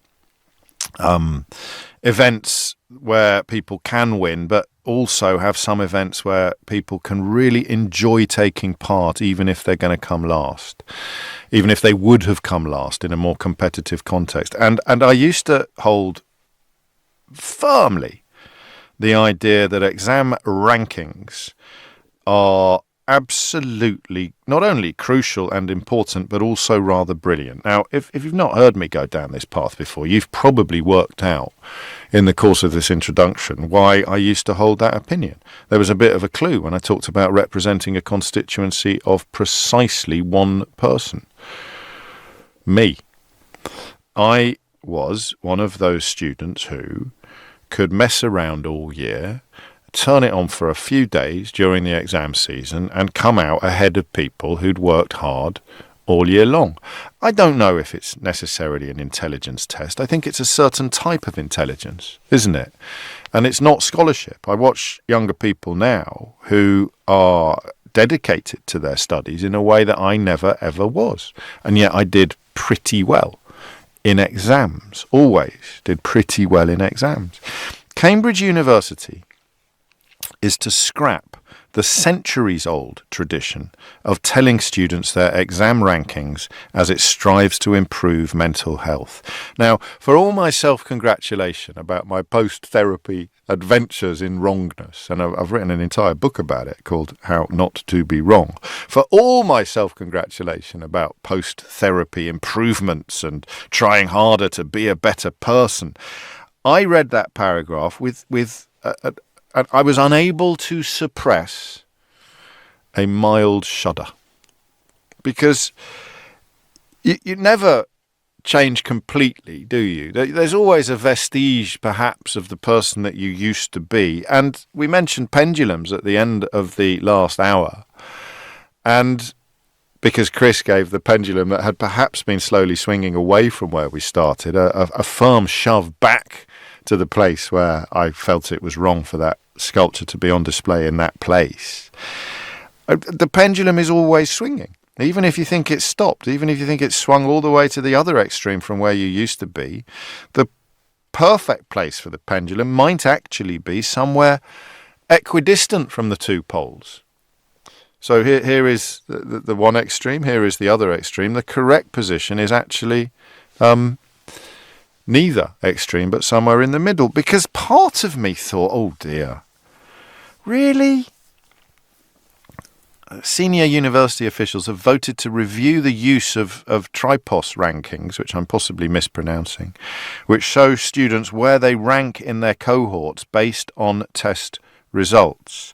Cambridge has for some time now been accused of fomenting a culture of overwork, where increasing number of undergraduates are getting poorly, are buckling under the pressures and the stress. Buckling makes it sound like weakness. Are being treated unfairly. They're putting themselves under unfair and undue pressure and prioritising undergraduates' well-being. There goes the pendulum, because I like that. I like that language.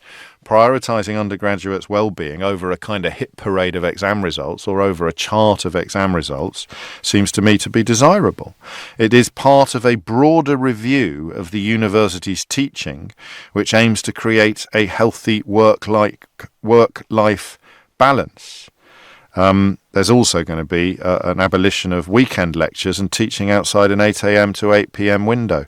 And some people are opposed to it, and we'll examine why shortly. But I do find myself, particularly when that crazy woman is on the radio or on the telly, the one who likes to describe herself as the world's strictest headmistress or something, I do find myself slightly spooked by people who think that the only measure of whether education is successful or unsuccessful is exam results.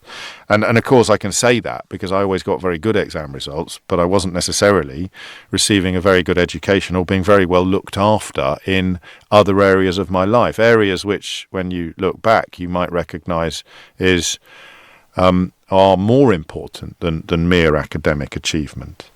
Some people talk about an infantilization of courses, delegitimizing degrees.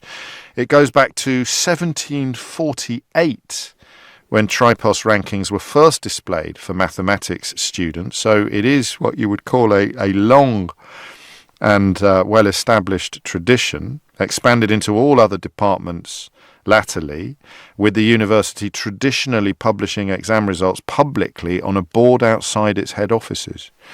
And the campaign to abolish the practice has been underway since 2017. So I had a strong opinion on the last topic, and I thought I would have a strong opinion on this one because I realised some years ago that I was basing my educational opinions on myself. I was completely forgetting about the majority of kids in my class who did not flourish under or in the system that I flourished in. And common decency demands that even though it suits you, if it discriminates against more people than it actually benefits, then it is a bad thing. But I don't know about this one. I mean, I've had this in my life since I was 7 years old. When I was at middle class Klaxon Alert, when I was at prep school. In my very first term at prep school in 1979, I can remember that I came fourth in the whole year. And it was a moment of epic excitement. Because I was very young for my year. I'd had to start in January because I was too young to start in September. And I think for that was probably the only term in my entire school career where I didn't spend more time messing around than I did working, because I was new and I was nervous and I was scared and I knuckled down and I caught up with the other boys. I overtook most of them and I came fourth in class. I think Paul Weston came top. Good grief. That was in 1979. I can still remember the name of the lad who came top of the class. And as I share this with you, I'm still proud of my achievement. But I can also, and I won't share it with you, remember the name of the lad who came bottom. And I can remember the names of a dozen lads who were below me, some of whom would have been really cross to have moved down a slot in the class register as a consequence of my arrival near the top of it. And the more I talk about that, the more I actually wonder whether it is a sign of snowflakery or a sign of... well, I don't want to say weakness, but misprioritizing what matters in education to wonder what the point of these rankings actually is. Because if you've got a top 10, right, where do you think in that list from 1 to 10, at what point does it become a bad thing to be in the ranking? So if you come top, that's great, right? I came fourth out of more than 10. So say out of 20, so it would be 2 out of 10. You come second, that's great too. By the time you get to 4th or 5th out of 10, are you feeling proud? Are you delighted with your position? If you're below halfway, do you find yourself thinking, oh dear, this is actually hurt? So I go home that night and tell mum and dad what's happened, and they're all very proud and happy, and you won't be unsurprised to learn I may have been a little bit boastful about it with my sister and other people, even at the age of 7. But what does everybody else do when they go home? Does it, as we used to fondly imagine, make them more determined to do better next term, or make them more determined to rise up the ranks next year? Or does it actually become a self-fulfilling prophecy where you think, I have come bottom of the class, I have come 16th out of 20 boys, I have come 10th out of 20, I am profoundly average, what is the point in me working hard? I think I took away the lesson that I don't need to work hard to do well, because I'll just wait for the exams. If I get lucky, I'm going to do better than somebody who is infinitely more hardworking and quite possibly cleverer than me.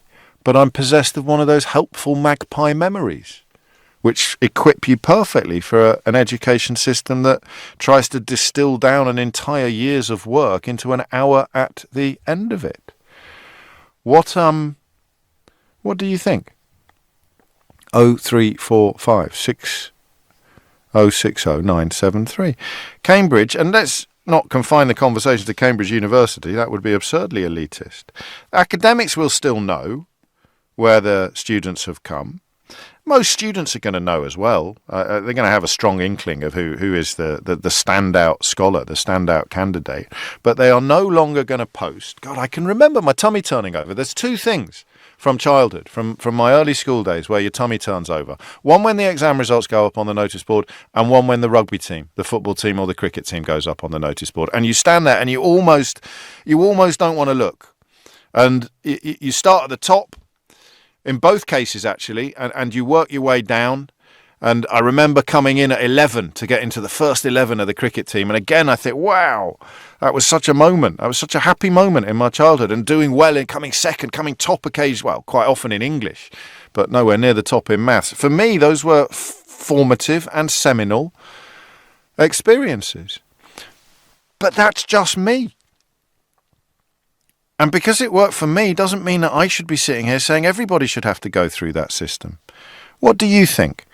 Should educational institutions be publishing rankings of exam results, even as we believe increasingly that they have a negative effect upon students' mental health?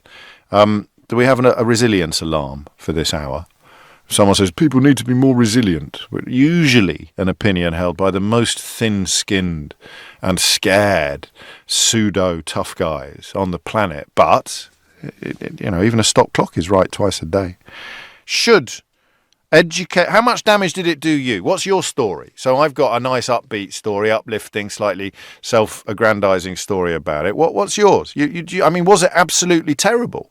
You've worked your socks off all year round, done your absolute level best, and then the little notice goes up on the notice board and you've come bottom again, or you're in the bottom 5 again. How soul-destroying was it? How tough was it?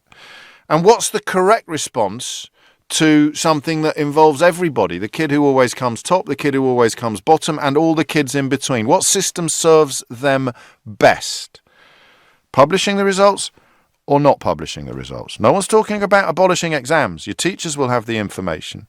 But do we need it? Do the students need it too? Hit the numbers now. You will get through. 0345 6060 973.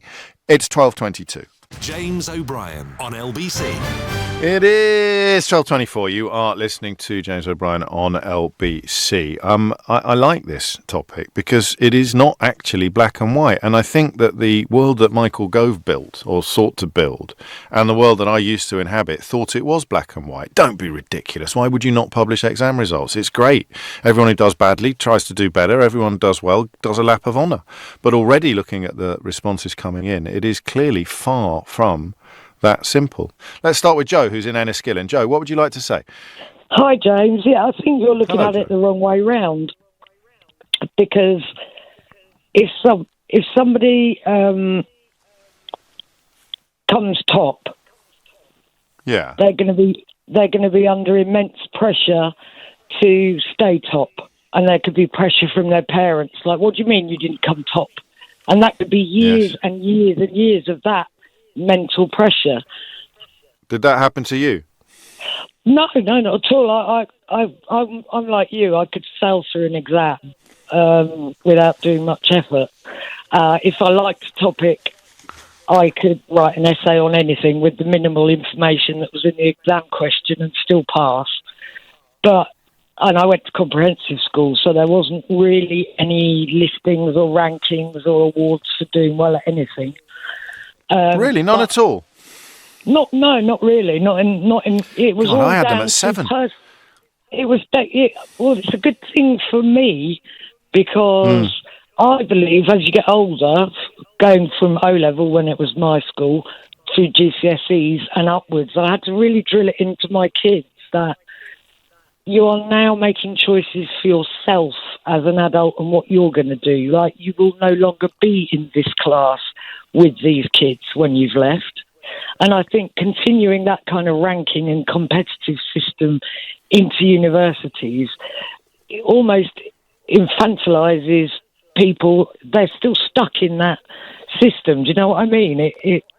But they live in that system. So you remind me of something quite relevant is that, say, 100 people apply for 10 university places, only 10 people are going to get in, and they will be the top 10. So removing... Yeah, absolutely. But you're not posting a list in the local paper like you would for exam results of all the people that got in and all the people that didn't. So failure hurts, but advertising it makes it hurt more. Yeah, because I work in film and TV, so I get put forward for roles. And, you know, I say, yes, I'm available, and then I have to wait to be told yes or no. And you just deal with it individually. It's like, it's not personal to me, it's just someone else was better, or, damn it, I really wanted that role. They were looking for something different, but the idea that you turn up for the first day of rehearsal and there's a big poster in the foyer of pictures of all the actresses that got turned down for the role that you'd got, it might make you feel fantastic for a moment, but of course, fast forward 6 months, you'll be on the poster and someone else has got the job. Exactly. It's like this is living in the adult world as an individual. I think the Cambridge system going along with your prep school is keeping it's that elitist society, because you're competing against your peers, and it's very clear who your peers are. Whereas coming from a comprehensive school, they weren't even peers. You know, you never call it your alma mater, or you know, I went to University of Nottingham. We had one or two actual peers at my school, just to make the point absolutely crystal clear. Yes, I hear you.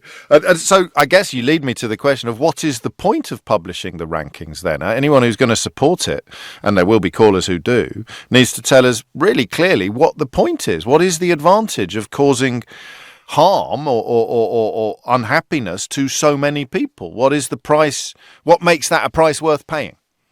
Yeah, definitely. I think it goes along with the whole Michael Gove, Boris Johnson, all of that elite group of people that went to the same club at university. They were, you know, they've been ranked all their lives through Eton and whatever, and they were the people. Everyone else was someone below them. And that is the world that they sought to create. I mean, in Michael Gove's defence, I don't think he attended a school anything like Eton College, but he appears to have dedicated most of his adult life to trying to get into the world inhabited by people who did. Thank you for that, Joe. It tallies with what Tina sent to me while you were talking, actually. She says, ranking in education can unfortunately be misused, James. Personal experience of having had a parent who seemed to dispense his affection only when I came first in class. Precisely the point Joe was making, albeit not from personal experience. For Tina, it is the personal experience. Every report card at term end was a hated experience. It was sent home in a sealed envelope, and love would be dispensed according to whether or not she'd come first. So I am against them. I'm against the ranking tables, but not when it comes to sport. You can hold both thoughts in your head at the same time. Thank you, Joe. Thank you, Tina. It's 12:30. Amelia Cox has your headlines. James O'Brien on LBC. 12:33 is the time. Delicately put by Philip, but speaking to, I think, the world that Joe described a moment ago in Enniskillen as being a world designed for public school boys almost. He says, just a thought, but if we don't encourage the top guys and gals to outdo each other, how will they be the best versions of themselves? I'm not sure that the people who came top of the class, in some cases without anything like as much effort as the people who came 10th or 11th, I'm not sure they were the best versions of themselves. I'm really not, you know, and that is the growing suspicion that I have as this conversation continues. If you're just joining us, this conversation is about Cambridge University's decision to scrap the centuries-old tradition, it goes back to 1748, of telling students their exam rankings. And the reason why they're doing it is to improve the mental health of their students. Because if you've got 100 students on that chart, then let's say the top 20 come away from looking at that list feeling pretty good about themselves, but the bottom 80 don't. So John Stuart Mill and Jeremy Bentham would tell you that in utilitarian terms is a bad practice. But do you agree? We're staying in Northern Ireland. There you go. Terry is in Belfast. Terry, what would you like to say? There's almost a reference to Tina's message about her parents dishing out love according to results. Yes. That's the problem, not the rankings. Like I was a very mediocre child at school, went to a Catholic primary school, survived that, went to a grammar school, always finished mid-table mediocrity.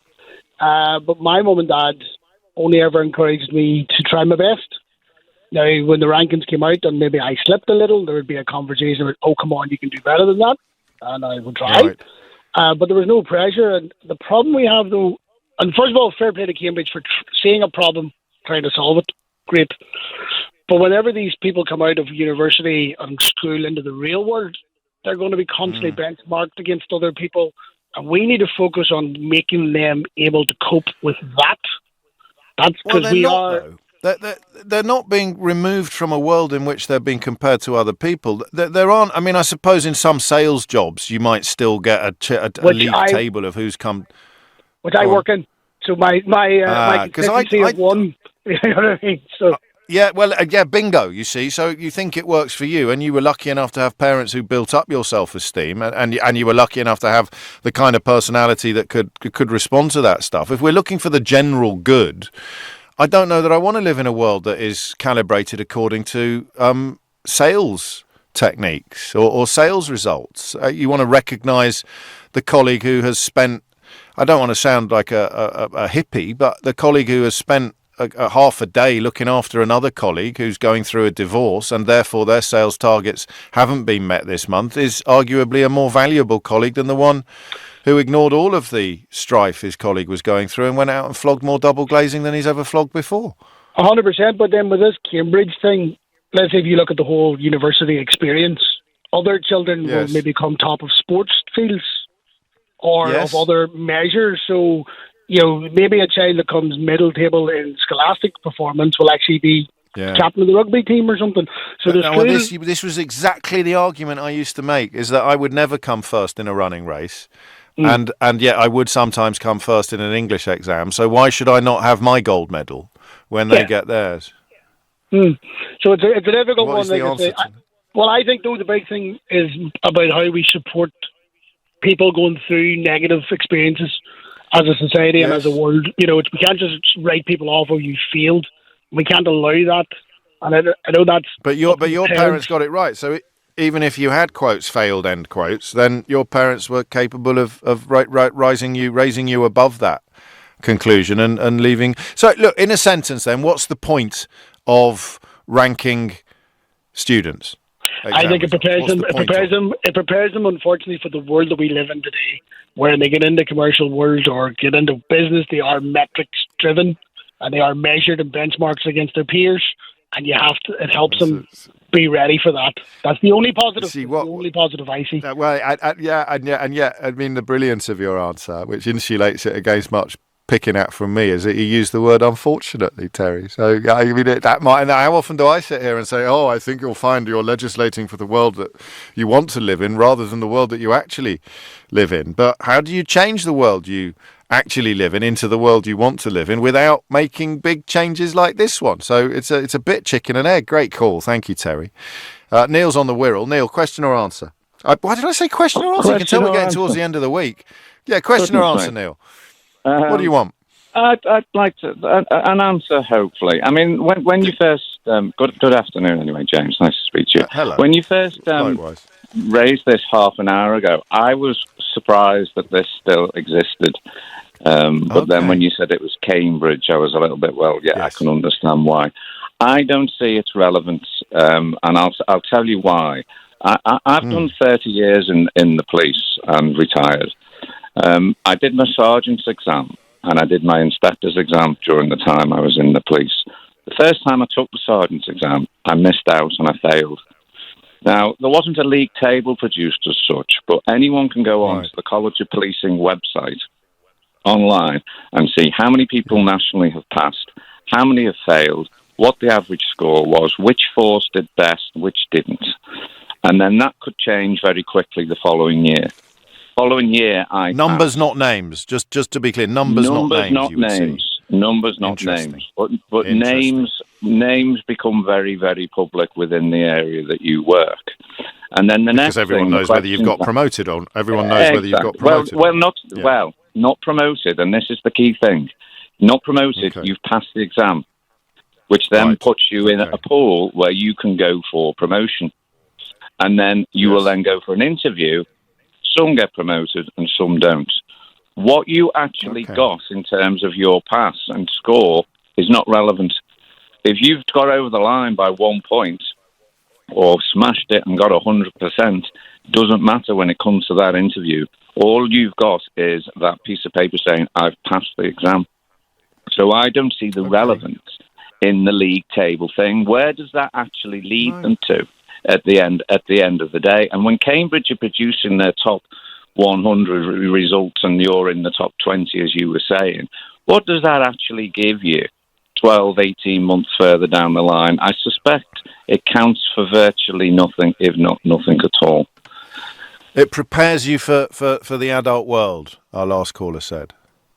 I understand what they're saying. It prepares you for the adult world, but I suspect it probably doesn't very, very much. I think it's really very little.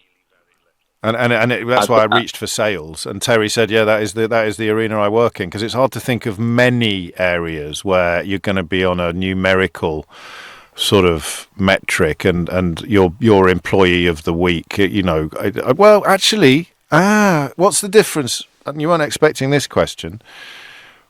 And I know there are commercial reasons for it, but should LBC publish its listening figures so that you know which presenter is the most popular on the station and which is the least popular?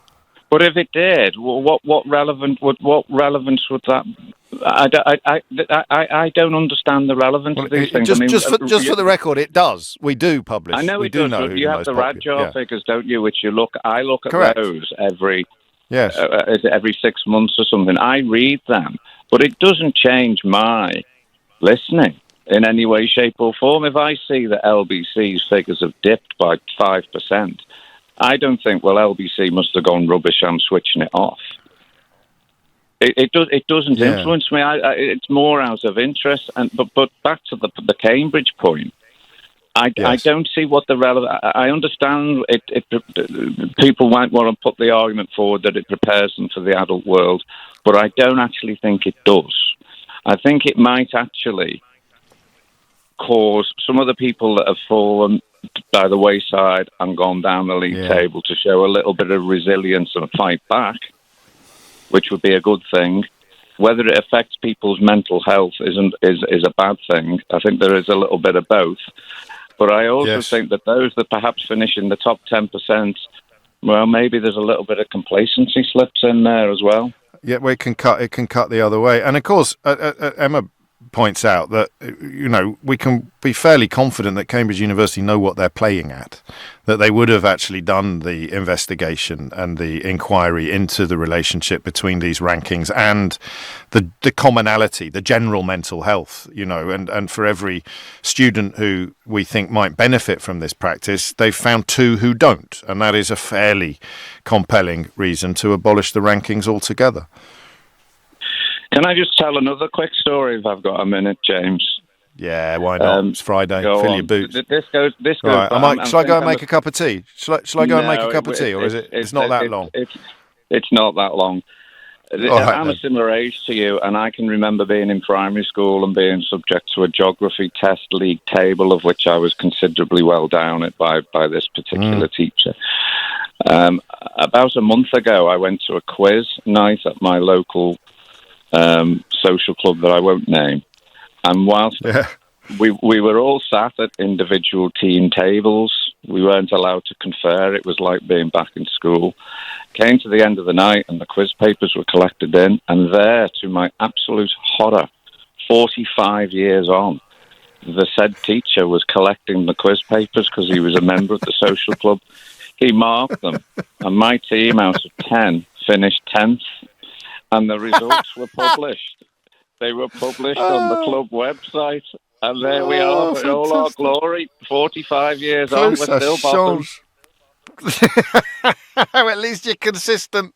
Say what you like, but you're a consistent performer, Neil. I love that. Thank you. speaking of consistency, talked earlier this week about the necessity of using the F word now to talk about Donald Trump's administration. He is clearly a fascist. His administration is clearly fascistic. The most obvious examples of it: attempts to silence educators, attempts to silence journalists, any voices of dissent, and of course attempts to silence or control the judiciary. And now, as I suggested to you when the tariffs were first announced, it might well be that businesses in America come to him and beg for special treatment, and he opened the door to that possibility, I think the night before last. But here's another example of it. The head of the US military base in Greenland, visited by J.D. Vance 2 weeks ago, so some breaking news for you, has been fired for criticising Washington's plans to take over the territory. Colonel Susanna Meyers has been removed as commander of the Pituffik Space Base after reports she sent an email critical of the vice president's visit last month. Chief Pentagon spokesperson Sean Parnell has said actions to undermine the chain of command or to subvert President Trump's agenda will not be tolerated at the Department of Defense. So the leader announces that they have illegal designs upon foreign sovereign territory. You would have thought that the correct response would be to say, we probably shouldn't be doing that sort of thing. But in Donald Trump's America, saying correctly that you probably shouldn't be doing that sort of thing, that makes us, and she didn't say this, but the subtext of any critique would be, that makes you as bad as Vladimir Putin in Ukraine. But in Donald Trump's America, that will get you fired. Are you using the F word yet? It's 12:46. James O'Brien on LBC. It is 12:49. You're listening to James O'Brien on LBC. Do you know, until I heard Sheila's trail then about these police raids on barber shops and vape shops, I think the BBC accompanied police on these raids, I had no idea why my inbox at 10 o'clock this morning was full of people talking about Nigel Farage complaining about money laundering. I presume he was asked about George Cottrell, who is a former aide to Nigel Farage and was recently described as being back at his side. And Tatler reported that he often calls Nigel Farage daddy.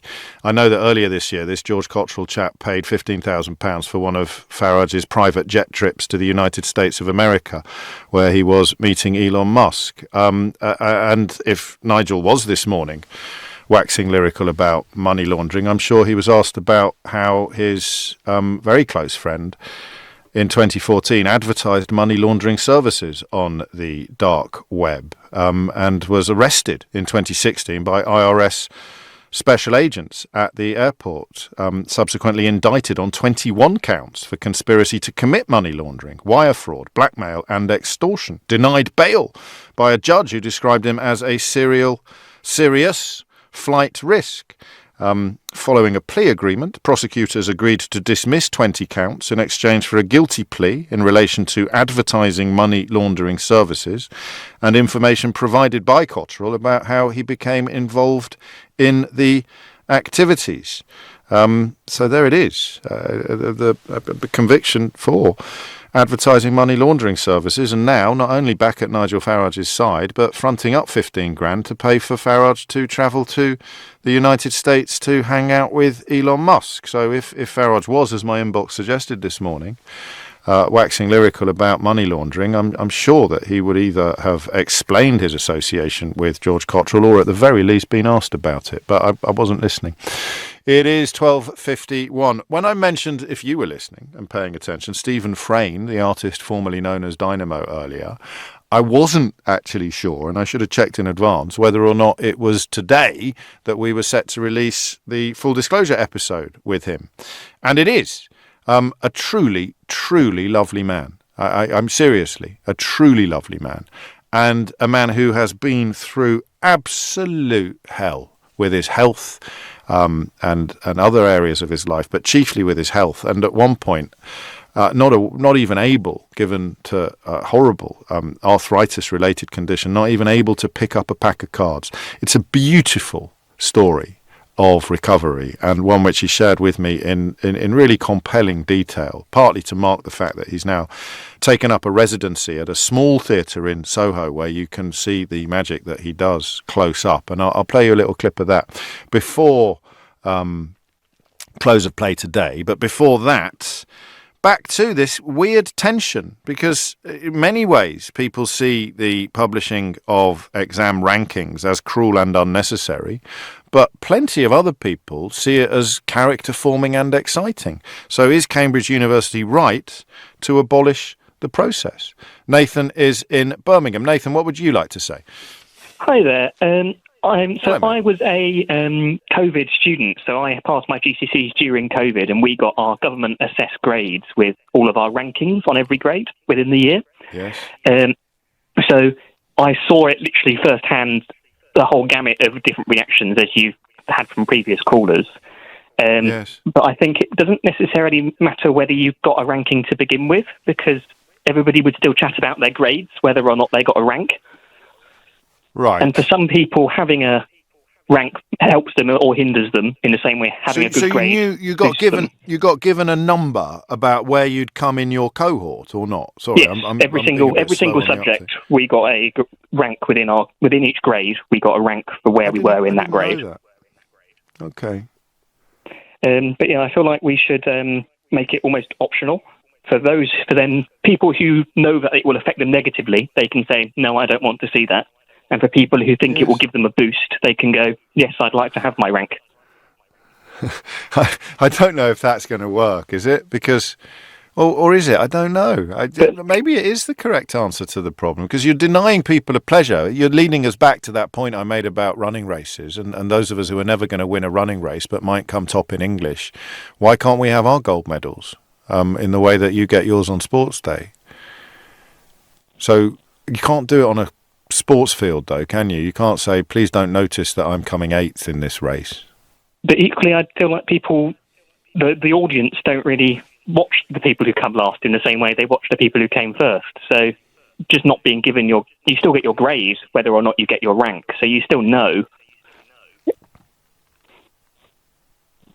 Yeah, no, I this might be I'm just trying to think. It's 5-1 on a Friday, Nathan. My brain is never slower than it is as we approach the end of the final show of the week. But maybe that I just presume that it's been considered and rejected for reasons. But the idea that if you want to know, you can, and of course everyone else knows. But if you don't want everybody else to know, then it can be kept secret as well. I don't know quite how you do that, but it doesn't seem impossible. As promised, I want you to have a little listen to a clip from this week's episode of Full Disclosure with the magical genius, or the genius magician, formerly known as Dynamo. And he explains in some very moving detail why he is henceforth to be known by his given name, Stephen Frayne. And here he is on Full Disclosure. I got really sick a few years ago, where as Stephen I was struggling to do anything, I was struggling to live, right, because of my illness, and it felt like such an oxymoron that as Dynamo I'd go out there and do all these incredible things and like be otherworldly, walk on water. Yeah. And so I had to just take a step back and just focus on getting Stephen better in order to be able to kind of be able to share magic again. And in the midst of all that, I think with all the medication that I was on in hospital, because at one point I was on 28 tablets a day, plus infusions, and although that was definitely helping me survive, it definitely was making me a bit loopy, because of the side effects from all the medication. And I was on some heavy prescription medication to keep me alive. So I just think I couldn't be a character anymore. I had to just say, all right, I've got flaws, I'm human. If I'm going to go back into the world, people I've just got to be me. And hopefully the magic I've got as Stephen is good enough. And this show is the first show ever. Obviously some of the best parts of my magic came from my Dynamo era, and them bits are gonna always gonna be there. Yes, of course. But I just feel like I've matured enough to be able to let people in. And to be the child that you always were. Yeah. When you mentioned about primary school, you stopped being that child when you got to middle school. Because, I went to survival mode. Yeah. But I think I've realised my best chance of survival is being me. Or the authentic you. Yeah. It's a therapy thing, isn't it? Yeah, because you put it all out there. The authentic self. If you put everything out there, what can they do? Do you know what I mean? They can't. If they don't like me, well, that's their problem. That's a them problem, not a you problem. It's a lovely conversation. That I'm allowed to say that, even though I constitute about a third of it, because he's such a lovely man, and he really has been on a horrible journey, but he's come out the other end of it. You can see him at Soho Place. It's probably sold out actually, but if it's not, I really I urge you to be part of this beautiful recovery that Stephen Frayne, who you knew as Dynamo, has been on. I think I can't really. Etty, I'm so sorry. I can say hello and goodbye, but I don't think. Can you make your point in a sentence, Etty, in Kentish Town? Yes, I can. What type of people do we want Cambridge and elite institutions to produce? People who thrive on rankings or people who don't? Genuine question. Both. You've got to pick one. Well, then no, I don't. do Nathan's it's my solution. Show. Do Nathan's solution and let people opt out if they want. Yes, possibly, but the rankings are still there. They're just not made public. So I do honestly think that is a compromised position. The teachers know, and they can adjust their approaches accordingly. But you don't need to have it publicly advertised that you had an absolute nightmare on the day. And I might have, oddly, thank you, Etty, and you did bring it in on time. But I might have a different attitude to an assessment of the entire year's work.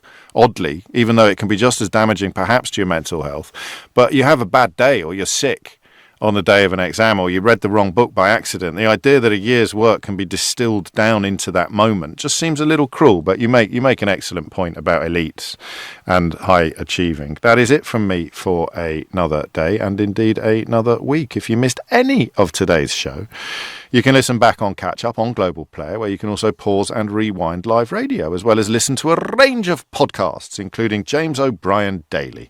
The best bits of my show in 60 minutes every day. Download it now for free from your app store or head to globalplayer.com. Tom Swarbrick will be with you at 4 on LBC, but now it's Sheila Fogarty. James O'Brien on LBC.